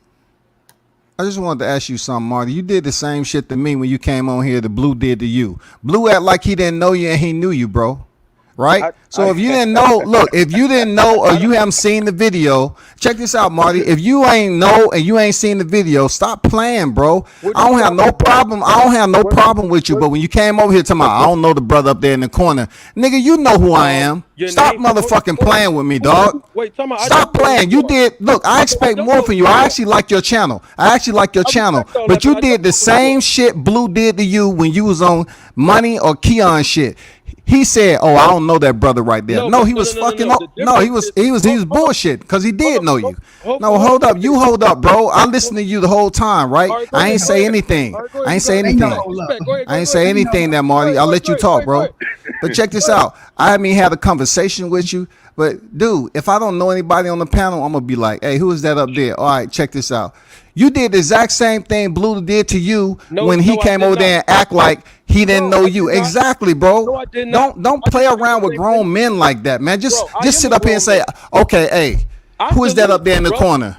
Don't sit up here and act like you ain't looked at one of my videos, nigga. Like, come on, Marty, be real with yourself, dog. Be real with yourself. Hold up, time out for a minute. You sitting up here long-winded trying to act like you have every answer to Michael Williams, and you didn't even know. You haven't even damn checked this dude. You haven't even covered his son at all, period. But you got 1,000 questions for this man. You got a motherfucking 1,000 questions, nigga. You know what I'm saying? You going up here long-winded. I know. Look, I understand you a manager. I got it, bro. I respect that. You a manager or whoever. But you come up here talking about, I don't know that brother up there in the corner. Nigga, I don't know you either then. Shit, what the fuck you talking about? You gonna let me talk? Nigga, don't be coming in here playing me like that and think you gonna get a pass. Let him respond, Scotty. Let me respond. First and foremost, when I said I didn't know who you were, that was not the same as Blue Blood because I sent Blue Blood messages with my name attached to it, and Blue Blood threw shots at me. So it's not the same. This is the first time I ever seen you on this panel or anywhere else. I have not seen a video of yours. So when you say that, you're just saying it as if I knew who you was. If I knew who you was, brother, I would acknowledge you, bro. I saluted you. Everybody and their mama is talking about the video. Even Michael Sr., Keon, Money, all the regular dudes that's on YouTube seen that video, including you, Marty. The only video I saw was Mark Nash. Hold on, brother. The video I saw, the only video I saw was when Mike Williams Sr. was on Mark Nash's video. That's the video that I was commenting about. Look, Marty, that's not even the biggest picture. I just felt like you try to play the same rhythm and role that Blue played you. And yeah, Blue is good for acting like he don't know anybody. I ain't defending Blue. Look, I ain't defending Blue. I'm talking about you right now. I'm talking about you right now. You got 1,000 questions. You got 1,000 questions. You ain't covered Mike one fucking time, dog. Hey, Scotty, look, I want you to continue to get that nigga Marty, but I want to say this, goddamn. Hold on, Mike Senior. Let me respond to him, Mike. I'm about to get the fuck out of here, my bro. What video you said I saw yours? What video? Nothing, bro. What video? I love you, my nigga. Hey, yes, Money, sir. I need your information. Get my number. What video? I'll get your money. It was nice meeting you, brother. I don't got no ill wills with you, but I'm gonna get off. Hey, Mike, I'm back on that video. He said I saw it. Get off there because you gonna keep coming up with shit that keep asking me, my nigga. I don't know what you got going on, but I appreciate your videos, man. You answered all my questions, Mike. I appreciate it, brother. You answered all my questions. Yo, nigga, I love you to death. I salute, man. Fellas, I'm out. You answered all my questions. But Scotty, what videos are you talking about that I saw yours, bro? I didn't say videos plural. I just said a video that Mike was talking about, Keon was talking about. They pretty much did a video, and I got to salute. Look, I got to salute Keon on that video earlier because it was a very thorough video. Real talk, it was a very thorough video. Look, check this out, bro. So check this out though. You talking about? Marty, you don't know how to let people speak, bro. Like real talk. Like I don't know you like that, but I'm just saying you came off wrong. You came off wrong. No, I didn't. I didn't tell no bullshit that somebody said that, hey, you got my channel flag. You don't know me. Don't talk about I'm saying some shit about you. I'm just checking you on the shit that's supposed to be checked as grown man on here. But and I respect you. Everything that you say isn't right, Marty. You up here got 1,000 questions for him, bro. You said that I saw a video, and I'm asking you what video. I'm talking about the Roy Jones. I'm talking about the Roy Jones shit that goes along with Senior talking to other channels about his situation and his son, and a video was done on Keon. You watch Keon's show, right? So you would have seen him do a video on Roy Jones' response, and you know who he got the video from. I saw Keon's video earlier today. But that's so that proves my point, bro. Then I didn't see your because video, he cited me in the video. He cited me anyway. He said, shout out to World Combat Sports, for the interview. So what are you saying? You watched it halfway through, bro? I'm talking about you didn't have to. No, you're misinterpreting what I'm saying. I saw Keon's video. If he say shout out to such and such, and I don't know who they are, bruh. I mean, what do you want me to say? Man, come on, Marty. We're not playing this game, bro. Video of yours, brother. Hey, it's not even important. It's not even important. I just wasn't going to give you a therapeutic waiver to come up here and act like you want to act like somebody's a nobody, like Blue said, and you want to not have no etiquette or courtesy, bro. I don't do y'all like that. I don't agree with everything Keon says, but I don't come over here and just start, totally disrespecting and nothing like that. Me and Money the same way. I've been knowing both of these brothers for a while. We don't agree on a lot of shit. But you come in here telling me I don't know the brother up in the corner. And then just ask what my name is. Hey, who is that up in the corner? Okay, shout out to you, bro. I actually did say that. Scotty, I actually did say that, Scotty. If you heard me, play the replay back. That's exactly what I said. That's exactly what I said. That's what I said. I asked who you were first, brother. And I told you, yo, bro, I didn't mean it like that, man. I ain't trying to play nobody. That ain't even my style, bro. Bro, you be going hard on niggas, bro, that you don't know for real. Do with you though, bro. Hey, it got something to do. Look, you right, Marty. You right. I'm not. Look, I can speak on public record your content to put out, and I'm not saying your content is bad. I'm saying if you're gonna go in on people, act like you can understand when somebody's addressing you on something. Who did I go in on? I understand when it's time for somebody to address you on something. Don't act like it's all brand new. Scotty, hold on. Stop acting like it's all brand new, bro. Hold on. Let me say this.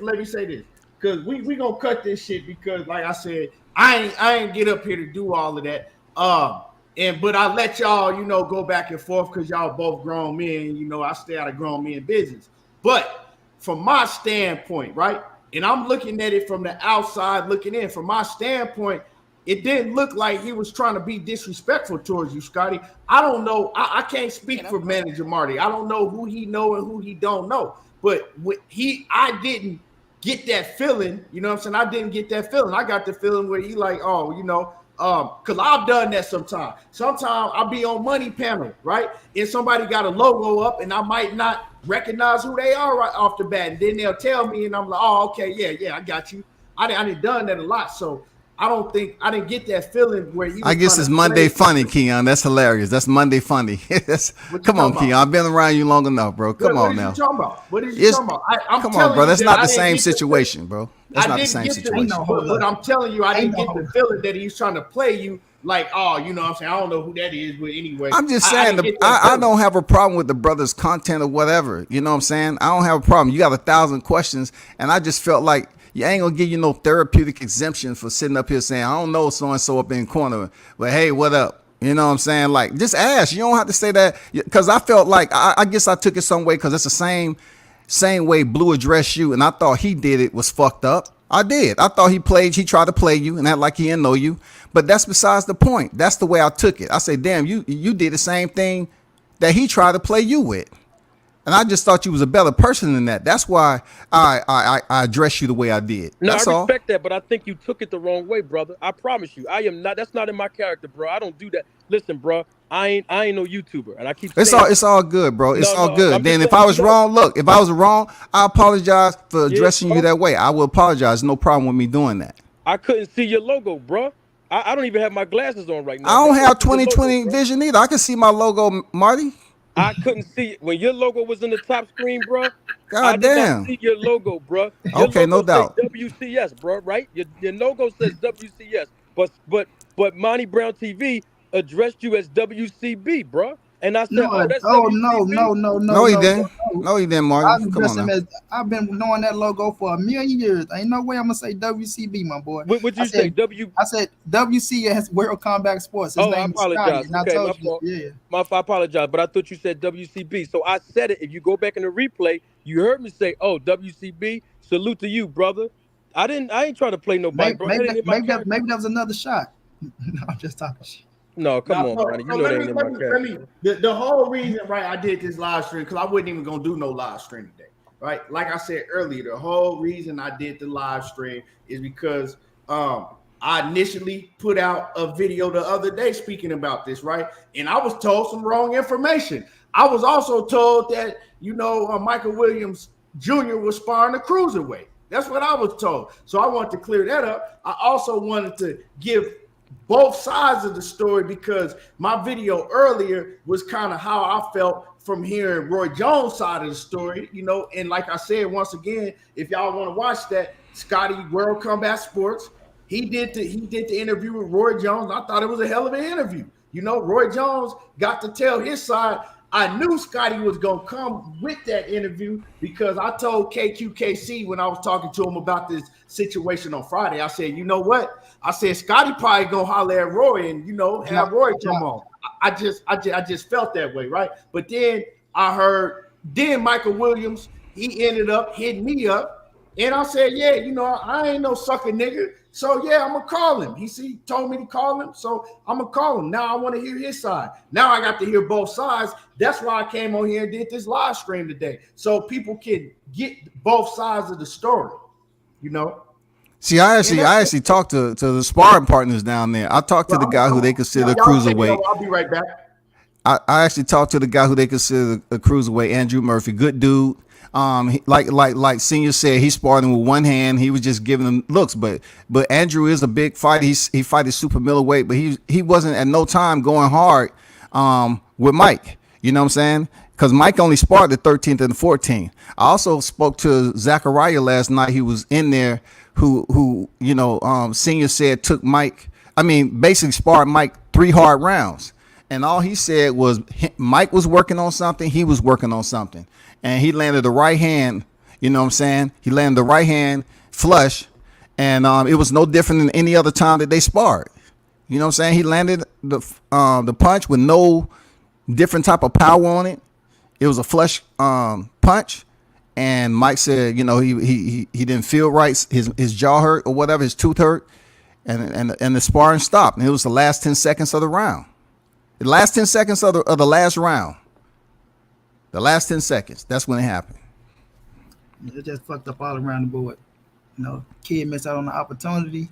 The coach. I understand where you coming from, money about the bag. Yeah, it's about the bag. Of course, making that amount of money they was gonna make for the AB fight, of course. But also, I was telling you, like, I would take that necessary days to just kind of see where someone's at, because it's not abnormal for a fighter to go into that week when the trainer's still looking at them and having some hard sparring, man. It's not unusual, bro. Right. My only thing is this, like the risk. That's my thing, like just the risk. Because sparring, anything happen. You see, Earl got his motherfucking eyeball fucked up. So it's like, it's just the risk of anything like fucking up the fight or anything to damage the fight that close to the fight. Now, I see why nobody out crying about Derrick James? Goddamn, Jamel Charlo had a championship fight with Tim Tszyu. He broke his fucking hand. Ain't nobody having no outcry and distress about Derrick James and his fighter, bro. But Scott, you gotta understand, them ain't no motherfucking those opportunities go be there for them. This is my thing. We know Michael Williams Jr. ain't no goddamn Jamel Charlo or no Earl Spence, bro. He ain't, like I say, we don't know. I'm just saying he was sparring pretty close, hard. He's sparring hard, close to the fight, bro. No, listen. With Michael Williams Jr., we don't know if they're gonna come back to the kid and give him. Look, if he don't get this Broner fight, where he go back to the locals fight, right? They gonna be local fighting like a motherfucker. It's like this was a once in a lifetime. I ain't gonna say once in a lifetime, like goddamn, it can't come back around. Let me not put it like that. But it's gonna be a long shot, like Senior said too. It'll be a long shot before an opportunity like this come around for us again. Do you know how he got the? Do you know how he got the fight though? Do anybody know how he got the fight money? Respectfully, bro. Do any one of y'all know? I didn't hear Senior talk about how. I just know that. Okay, Christy Martin gave them a call. Didn't have nothing to do with Roy. Christy Martin or Christy Martin Promotions gave him a call when Henry Lundy fell out. Correct, but I'm just saying it doesn't. Yeah, Christy Martin is still out there. She's still going to be the promoter. Yeah, you know what I'm saying? She the one gave Williams come back around for this. You know what I'm saying? For this opportunity. I don't know, man. Like the postponement of the fight, I heard it's been postponed. You know what I'm saying? So who knows? Yeah, the April. Yeah. So who knows? Who knows what'll happen? But I don't know if it's gonna be Junior. Yeah, that's what I'm saying. So I don't know.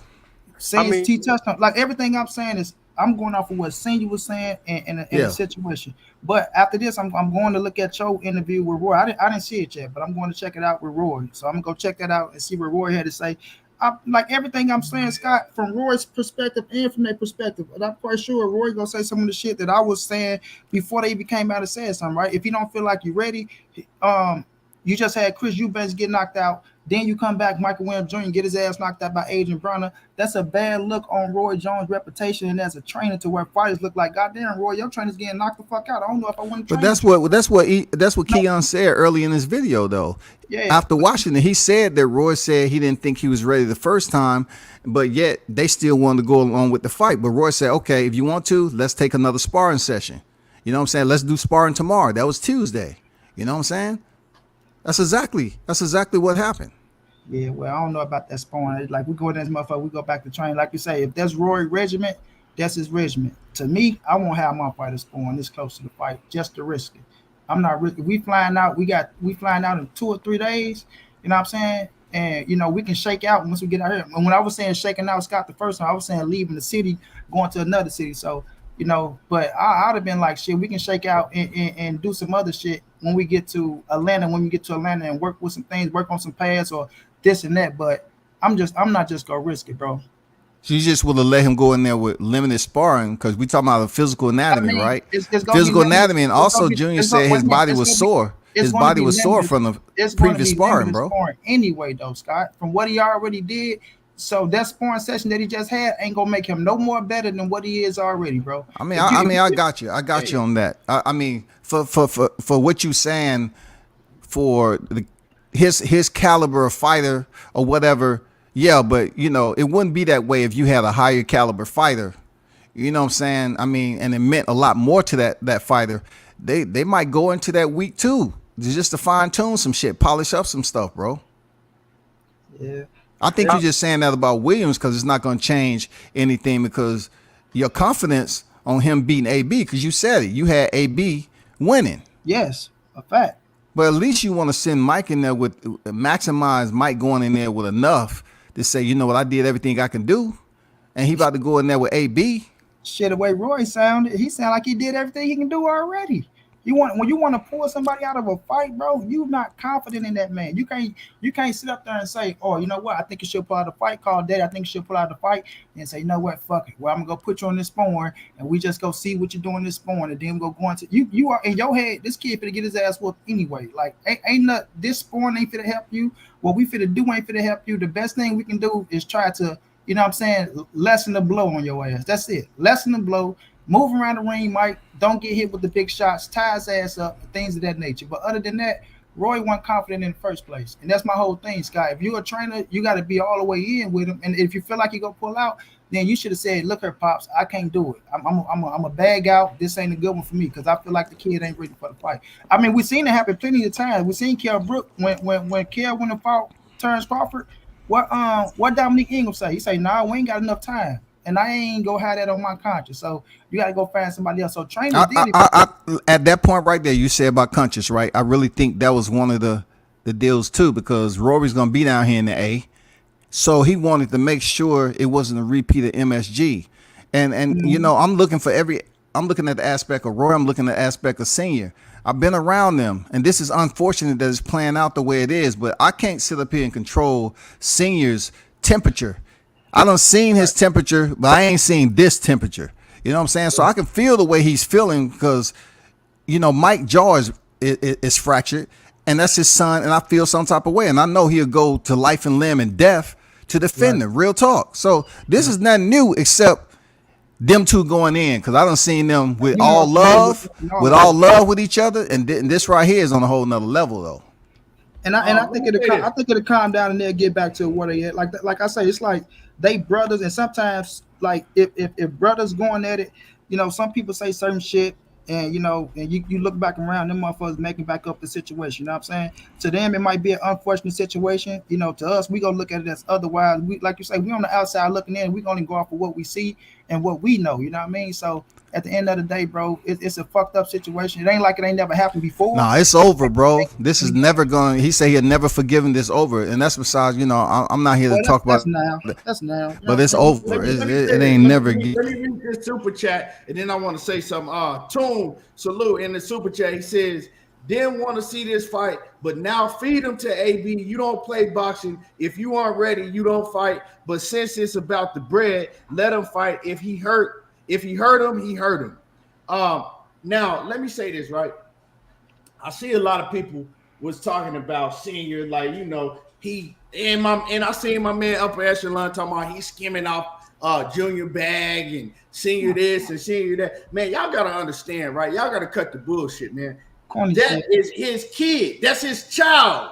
Right. So yeah, he has a right to feel some way about what's going on with his child. You know, that's a man now, but I look at him as a kid. You know what I'm saying? Yeah. We look at him as a kid, right? Yeah. He's only 23 years old, right? So to us, he's still a kid, but that's his child. So yeah, he have a right to feel some goddamn type of way about his kid that he's been with since birth. Y'all got to cut it out with the bullshit, because you see a father come up and be passionate about shit that's going on with their kid. Can I caveat to what you just said? Passionate about what's going on with your child, well, something wrong with you. You know what I'm saying? And it's just, I seen a lot of comments, you know, in the comment section. People got to realize that's his fucking kid. You know what I'm saying? Y'all act like y'all. I don't know if y'all got kids or not. Can I respond to Lord Echelon right quick? I done seen that man go to the deep end, man, to promote his kid, freaking get sponsorships, dig deep down in the trenches. Real talk. I done seen him go, you know, and be there and do anything and everything as a father should, like a team member, and make sure everything's good for his kid. Like, I know some of you are getting this shit firsthand. This is a fighter that you haven't followed. I get it. But to say the man scheming, hey, it is what it is. But, you know, that's your opinion. But I can tell you he done did everything from the amateurs all the way up to the professional ranks, because he used to box. And somebody told him he should put more focus into his son, because that's where it's at. He stopped boxing, then he started training Mike. You know what I'm saying? There's a lot of shit that you have to know being close to the team. But he ain't never been up here just ragdolling and don't give a fuck of what Mike talking about. Like, we've been there through the tears. I was there. I've been there when his dad was hugging Mike and Mike was shedding tears from being knocked down and several times and shit like that. I was there at MSG and seen how the family bond was. So if y'all think he don't give a fuck about his kid, man, that's despicable. Real talk. Yeah, and I'm just saying, like, it wasn't just that one. I'm just saying overall the shit that I see, and even when I see people say shit about Bill Haney, yeah, okay, cool, I get it. But at the end of the day, y'all gotta understand that these are their children. At the end of the day, these are their children. They're gonna, you know what I'm saying, they gonna go hard, they gonna feel some type of way. And just because that is the case, that don't mean that they trying to live off of their children's dreams or all of that shit. You know what I'm saying? That's not the case all the time. And then Big Dose manager Marty, Big Dose said he wants your email. I want to piggyback off that a little bit too. Like, man, look, it's the fight game. People get hurt, people get knocked out, people win, people lose. Y'all think every fighter that get called on short notice be ready? Why you think everybody make? Oh, you know what? If I had a full training camp, I'd have did this. I'd have did. Y'all don't say shit about those fighters. You know what I'm saying? And I kind of feel them. When it comes to a black fight, and all you motherfuckers supposed to be so pro-black in here. Oh yeah, this the black man is and the black. And then when the black man got an opportunity to make a payday, you motherfuckers want to joke and talk about the man. Get the fuck out of here somewhere. And like as far as me and my son, what he was talking about, like, oh man, we both was like shit. If we, you know what I'm saying, shit, we good. Because he said he didn't know the jaw was broke. That's the initial reaction. Like, man, this is the. Well, he said he thought his teeth was broken at first. They thought his teeth was just. He thought his teeth was broken at first. So hey, some dads is like that, and some dads is like, man, they want their sons to be tough as hell, and they looking at their son like, man, my son ain't nobody fucking with my son. My son will be good. But then, hey, you got on the other end, like he said, like I had to have my wife talk to us. We on some macho shit. That's the natural reaction. You know what I'm saying? Right. We on some macho shit. I'm looking at my son like shit. Man, my son good. Right. And then it always takes somebody like the woman to be like, look, because women are more nurturing by nature. Shit, my girl, my lady have to tell me all the time, you too hard. You need to chill. You know what I'm saying? Your lady don't tell you shit like that. No, she do all the time. Like you too hard. Like you need to chill.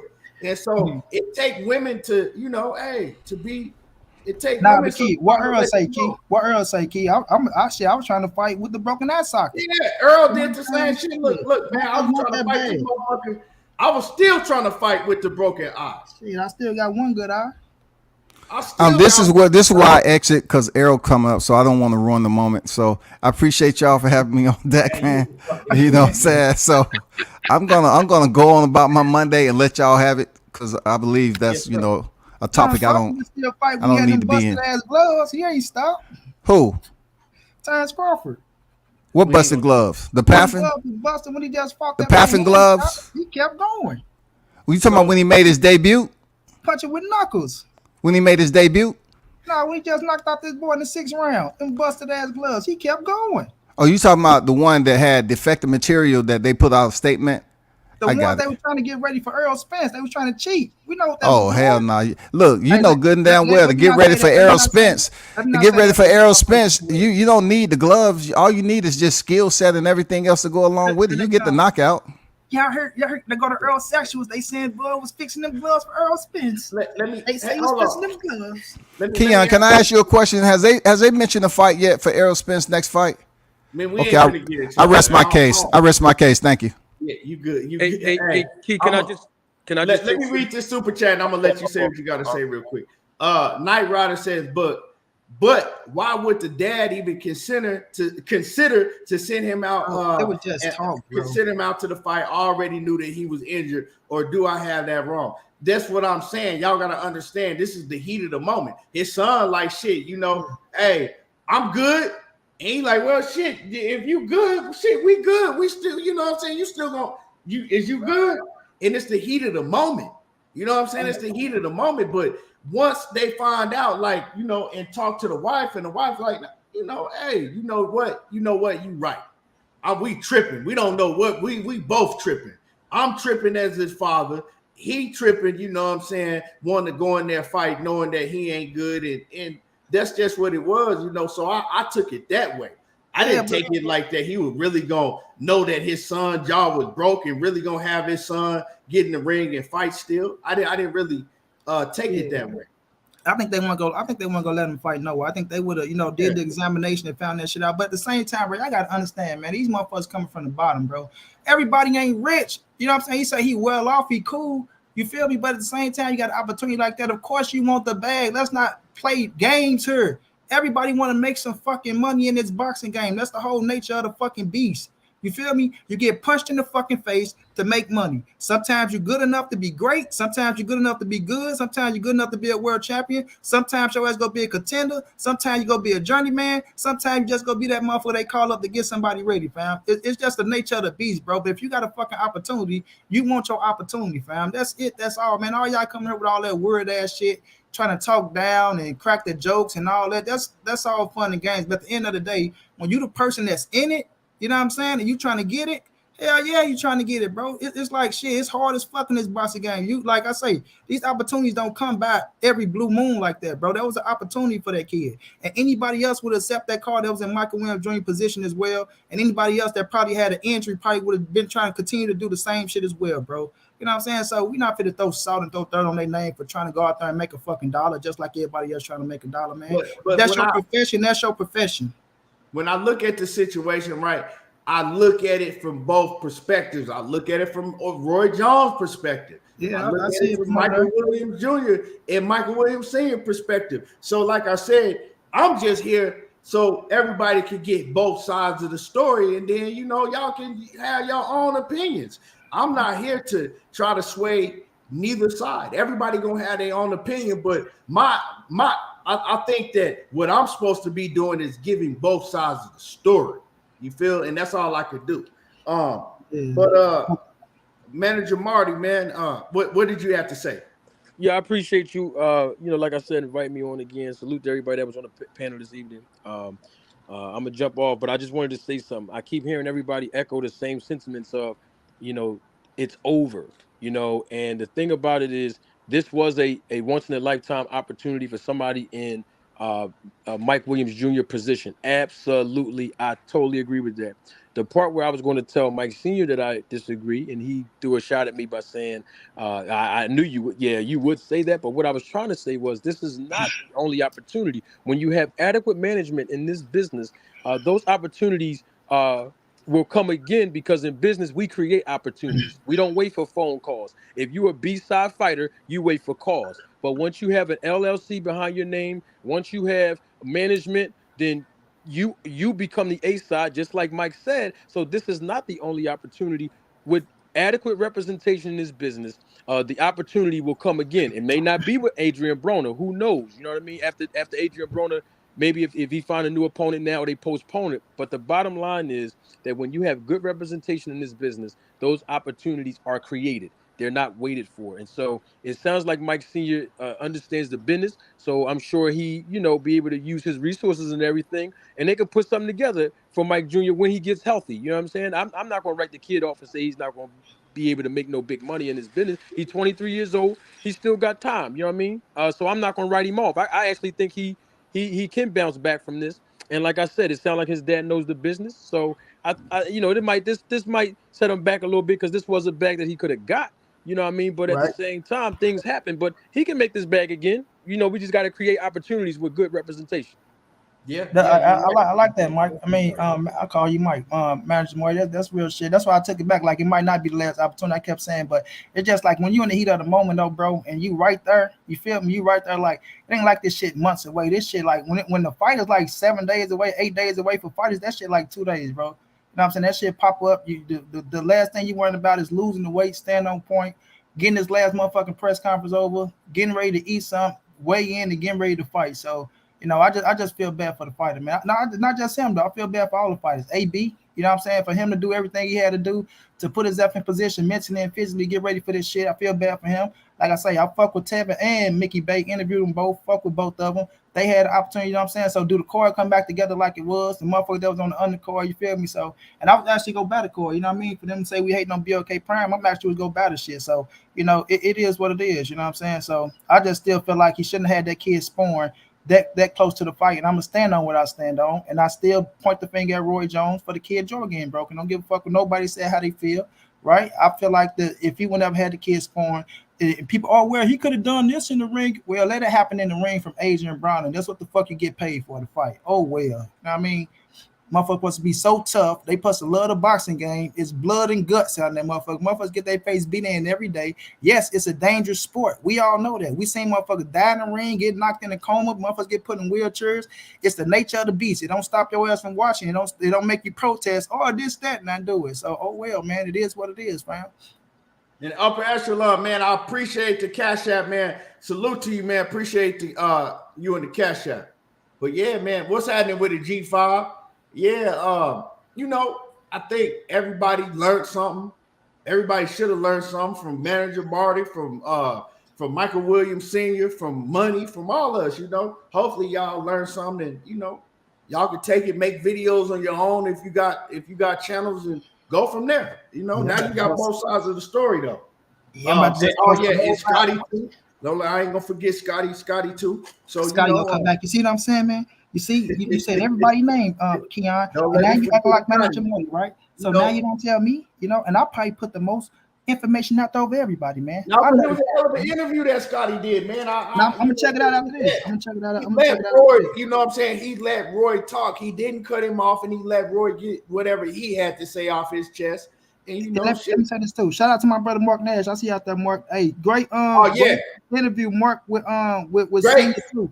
Because I reference you, Mark, and I reference your interview in my video, and I gave you a shout out as well, bro. That was a hell of an interview. You know what I'm saying? I referenced Mark Nash's, and I said Mark Nash in my video too. But the only thing is, I think it was a Mark Nash. He did a live, and it was like over probably like an hour and a half or something long, and I was watching it, but I only got to watch like the first 10 or 15 minutes of it because, like I said, I was busy with my kids and I was intending to go back and watch it, but I never did. Hey, my little one, man, you ain't getting shit off with him. He'll run you in the ground, bro. Yeah. Keon, hey, boy, hey, Money, let me call you back, man. Hey, man. He'll run you in the ground, so you ain't really getting shit done with him. But man, my little man. But I was intending to go back and watch the whole video. But man, great work from Mark Nash. Great work from World Combat Sports and just all around, covering this whole situation. Mark was out there to do some. Hey, Mark, you something else though, boy. Hey, it's a little thing I called him, Mark. You know what I'm saying? I never heard of him. You know what I mean by that too. It's niggas out here saying this and that. Mark said, I never heard of him. That shit was so funny, bro. But that's a little inside thing. They probably don't catch it. You caught it, and I caught it. You know what I'm saying? Yeah, man. But yeah, my man Alden says, please get on more often. We need content. Man, I can't, you know what I'm saying? If cats ain't finna be supporting this shit, I'm not finna be on here every day just, that I'm just keeping it 100. I'm not finna come on here and sugarcoat shit to nobody. A lot of niggas gonna come on here and lie to you and act like, nah, I ain't finna do that. Yeah. I put in too much work for too many years to be coming on here. Motherfucker can't even hit the like button. You know what I'm saying? Ain't no hold up. Hold up, Kanye, man. You ain't got to turn up. That's what I wanted to say with Manager Morty and right. That nigga say, hold up. Ain't no hold up. We ain't got to do all this shit in front of these cameras, man. We can turn this shit off, man. Hey, you know what? Hey, salute to Fanon, dog. That hold up, wait, hold up, stop, man, hold up, wait, stop, hold up, man, stop, wait. Wait up, man, stop. You're not going to I did that shit. Hey, you know what? I did that shit to my son. My son was acting a fool this morning in that car seat. Hold up, man, wait, hold up, man, stop, man, hold up, man, wait, hold up, man, stop. Hey, I did that shit, dog, and it worked. He just looked at me. He was like, that was different. He stopped crying. He stopped acting a fool. I said, man, I'm going to do this shit. I said, I'm going to do that, use this shit more often. That nigga, where did that come from? Man, he looked at me, dog. He was acting a monkey back there in that goddamn car seat. Man, I pulled that shit on him, and he looked. Hey, and my daughters, they looked too. Like, damn, Dad, we ain't heard Daddy say this one. And he just looked, and he was looking. He just got quiet. And after that, man, he was cool. I said, man, hey. I said, motherfucking Fanon is on to some shit. I said, that shit worked. Shut the motherfucker up. That shit worked. You're not going to filibuster me. Hold on, man. You're not gonna feel. Hold on. So now I'm gonna get my point across, motherfucker. Hold on. Hey, for real. I feel him though, because a nigga, how you going all around the world? You forget what the fuck you feel say. Like, right. hold on. He just want to say one thing too. Have me going all the way around the world. Right. All right. And all he wanted to say was one thing, is that it's not true. You can't do what you're saying that you can do. He wanted to say that shit and get the fuck off. And I said, I don't want nothing to do with none of this shit. I just want to say you can't do that. It's not true. And now you motherfuckers can go back and do whatever y'all doing on here. Right. My man, Matai Yoel, salute, man. I appreciate the love. Knight Rider says, you don't do that to your wife. He said, just don't do that to your wife. Oh, yeah, I can't do that to her because she gonna, man, you already know, man. Mark Nash says, I feel you, Keon. He says, people don't appreciate the ground. I'll do pre-recorded videos and shorts in my interviews and kick it with my fam before I sit there for hours begging for a like. Yeah, man, they won't even, you know what I'm saying? They come through here, want to hear everything you saying, but then you asking them, hit the like button, and they just sitting up there just staring. I ain't gonna hit it. But we also gotta understand that a lot of these motherfuckers is weird as hell. You know what I'm saying? They just born with a whole bunch of hate in their blood, and they want to do. They just mad. You know what I'm saying? They mad when they see somebody else succeed at anything. Exactly. So they do that shit on purpose. That shit's done on purpose. You know what I'm talking about? But a bunch of hate motherfuckers sitting in the background acting like they don't listen to your shit. Right, exactly. I'm in here eating this ice and shit. He said boxing fans still fights and won't even hit the like button for good interviews. Real talk.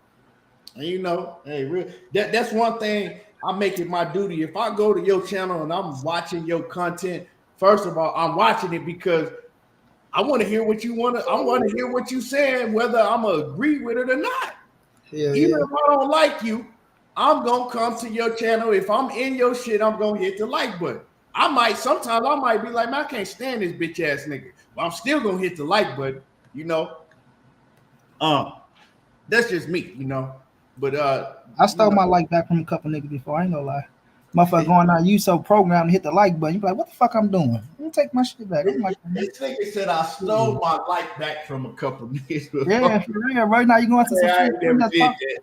I ain't never did that yet, bro. I hit the like button on any fucking thing. It be dumb shit. What the fuck I'm hitting the like button for? I don't even want to I hit the like button. Happy they don't show your name on certain shit. Like, what the fuck this nigga doing watching this shit? Corny ass nigga. Hey, if I don't like somebody that much, I just make sure that they don't pop up on my screen no more. This shit. You know what I'm saying? I ain't gonna lie. We gonna keep that on the table, Mark. You know what I'm saying? That paper bag was very, very, very thick. It was close to, you know what I'm saying, the payment that you know what I'm saying, Mike Wynn was gonna get fight AB. We gonna keep that on the table. He said how much? Nah, shit, ain't, you know what I'm saying? They ain't paid me nothing. I just, like I said, if I'm man enough to come out and put out a video on one side, shit, I should be able to let the other person that's involved tell their side of the story. That's just it. Well, my paper bag was thick, because motherfuckers back my channels. You know what I'm saying? Oh yeah, money was getting paid. My channel gets sold.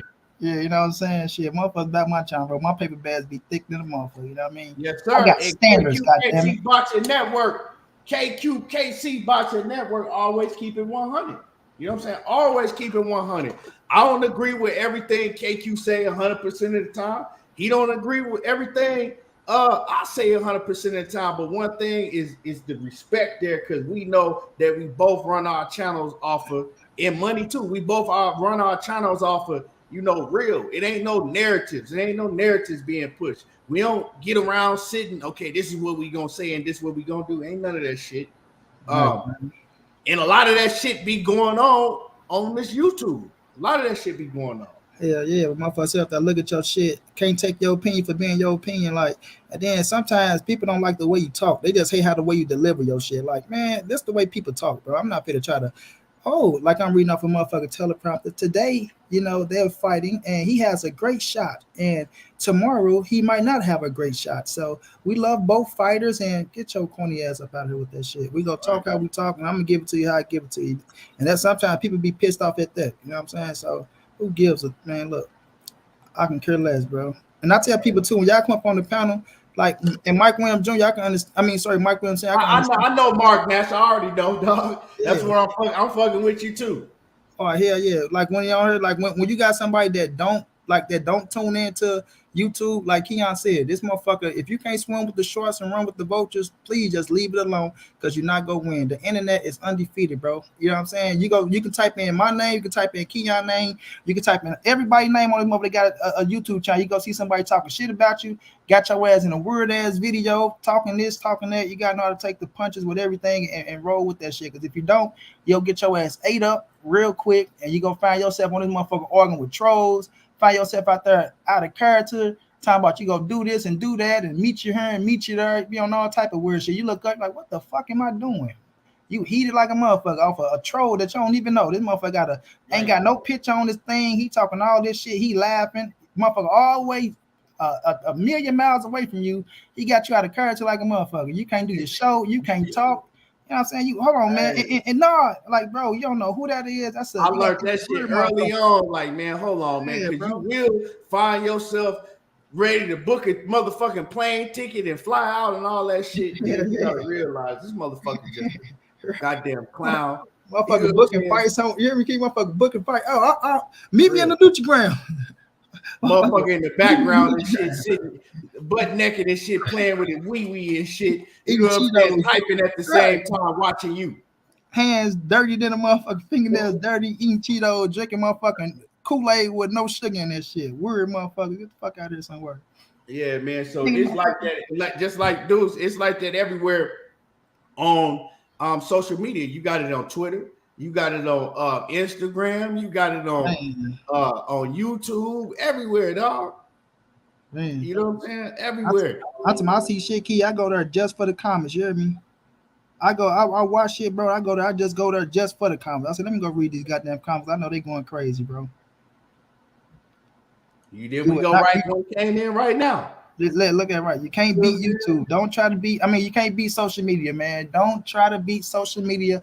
And I tell them, I'll be like, look, man, when you're on the panel, bro, please don't fall into the chat. And when I be like, sorry, chat, I don't mean saying like fuck the chat like a disrespectful way. I be trying to tell them like, man, don't worry about the chat, because if you supposed to be on here for an hour, that shit look up to 3 hours. You gonna answer 700 motherfucking chats, right? You barely answering the question that we asked you on the panel. You forgot what you wanted to say. Now they got you mad, and now you like, bro, just please stay out of the chat, bro. You're on the panel, bro. You're on the panel. The chat gonna be talking to the chat. You gonna catch the chat saying some shit that ain't got nothing to do with you.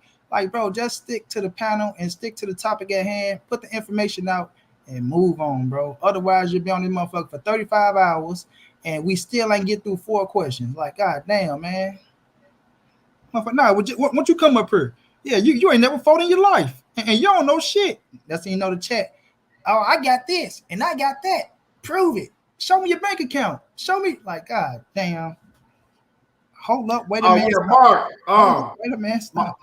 Mark, man, I gotta holler at you. Man. I told my cousin about you, so I'm gonna holler at you. You know what I'm saying? So yeah, I need to holler at you off, you know. And Mark Nash do great fucking work, man. Y'all go subscribe to my brother Mark Nash, man. Me and Mark was this over there. Within a 3-4 minute span, we got a motherfucking troll in here. This motherfucker done made 4 different accounts. They already made, bro. He know what they gonna do. Motherfuckers is just weird, dog. Oh yeah, look at KQ comment too. Okay. KQ says, I will have an announcement on BLK Prime this week. Yes. Wow. KQ be putting in that work. OG be working behind the scenes, man. Yeah, working man. behind the scenes, work, man. KQ be putting in that work. That's what I say, man. They don't grind like the OG, man. They don't grind like the OG. OG be grinding his ass off. Yeah. Hey, man, I was laughing my ass off though, man. In the interview with Mark Nash Senior said some shit, bro. And like I said, the little inside joke I'm talking about, bro. I died. Mark Mark's, I never heard of him. No damn way. What happened? Oh, I'll tell you off this shit. I ain't gonna put it out there for people to know. Like Mark said, if you know, you know. That shit was so funny to me, bro. Spit Bucket, what's happening with it, dog? Spit Boxing TV. My brother John G. I call that man Spit Bucket. My bad. Spit Boxing, that man named Specs. He just fuck everybody name. I'm like, yeah, that man name is not that, bro. That man, Hey, man, your ass be fucking shit up all the time, too. Nah, man, I'm perfect with this shit, man. Hey, I don't know why I call that motherfucker Spit Bucket. Yeah. Taking the Caranium, man. Spit Bucket podcast. Yeah, man. But I wanted to really cook on this Tank shit, right? I know Money going live, so he gonna cook on it. So let everybody know what time you going live tonight, man. Shit, I'm going live tonight. You don't want to touch on it, or you cool? I'm not gonna touch on it right now. I'm gonna touch on the rest of these tacos I didn't finish. Right, them motherfuckers over there. I'm talking about. I knew you wanted them motherfuckers bad when you grab that seed. I said, this nigga. Hungry, dog. Shit, I don't eat. When you call shit, nigga, I had cabbage, cornbread, meatloaf. I ain't eat the macaroni. I ain't want no macaroni, and sweet potatoes and something else. But that shit was good as fuck. I said, nigga, I'm hungry. I ain't waiting all day to eat. I'll be waiting all day. I look up, it be motherfucking going on 12. Motherfucking, like, why the fuck I ain't eat the damn food, man? Mark be doing them late night motherfucking, bro. Man, I be getting late night. I be having to watch Mark Nash shit on replay, man, because he be coming on late, bro. And I get up too early and shit. Sometimes, one time I fell asleep with my phone on my chest trying to watch his shit. Man, I'll be eating like a motherfucker watching more shit. I'll be watching more shit. Sometimes I'll chime in. Sometimes I just listen. Yeah, I'm a night owl, bro. Man, we was talking about that. We was talking about that 9/11 shit. I want to touch on some Hitler shit. Like Mark, he be having all different type of shit though. And him with Mark, man. I like Mark's show, man. He be touching on a whole bunch of shit. And man, just like he ain't no uppy ass nigga. He ain't no uptight ass nigga. He ain't no uppy ass nigga. Like the energy that he bring, man. I love the energy that he bring. And the whole setup is dope as fuck too. The whole setup. And the nigga support you. The nigga really support you. Yeah. Even though, even though when it comes to Terrence Crawford, I have to get on his ass. Yeah, he be on that bullshit when it comes to Crawford. You know what I'm saying? He one of them faggot nights over there. No disrespect to him. You know what I'm saying? One of them. If we the Earl sexuals, he one of them faggot nights over there.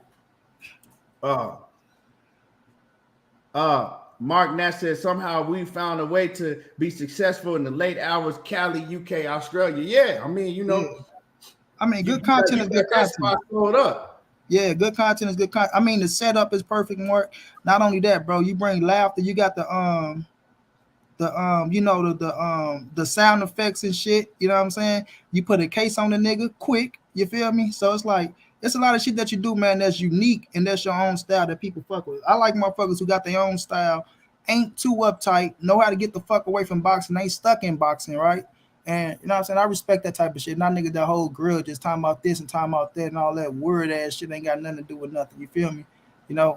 Like I say, sometimes you can get a little out of hand with Earl Spence like them crazy motherfuckers, but you'll dial it down and you'll listen. So at the end of the day, it is what it is, man. People gonna do what they do to make they shit. You can't tell nobody how to run their show, shit. Yes, sir. But man, what time you coming on Monday? Yeah, I'm coming on tonight, y'all, at 9:15 Central Time tonight. We're gonna be touching on this topic a little bit. We're gonna be touching on Tank. We're gonna be touching on Earl, and whatever else shit we want to talk about. So y'all come to rock out with your boy, fucking around with your boy, and let's kick a little game, man. But this was a hell of a show as usual, bro. Hell of a show. I'll probably come on. I might do a live tomorrow, man, because I'm probably gonna be fucked up for the rest of the week because I'm getting this mouth surgery and I'm probably ain't gonna be able to do no live. I don't know when. After tomorrow, I don't know when I'm gonna be able to do a live shit. I hope I'm able to do any content. I might not even be able to do that. Hope so we'll see. But I definitely gonna be in there fucking with you later on, Money. Appreciate everybody that came in the building. Make sure that y'all hit the button. Make sure that y'all go check out Money Brown TV because we're going to cook on the stuff that, we weren't able to cook on. And make sure that you go check out Mark Nash. Like I said, Mark Nash was one of the reasons that this show happened today. You know what I'm talking about? So make sure that you go check out his show, man. Great show at night. He do the late night show. Great setup, great energy, and all of that over there.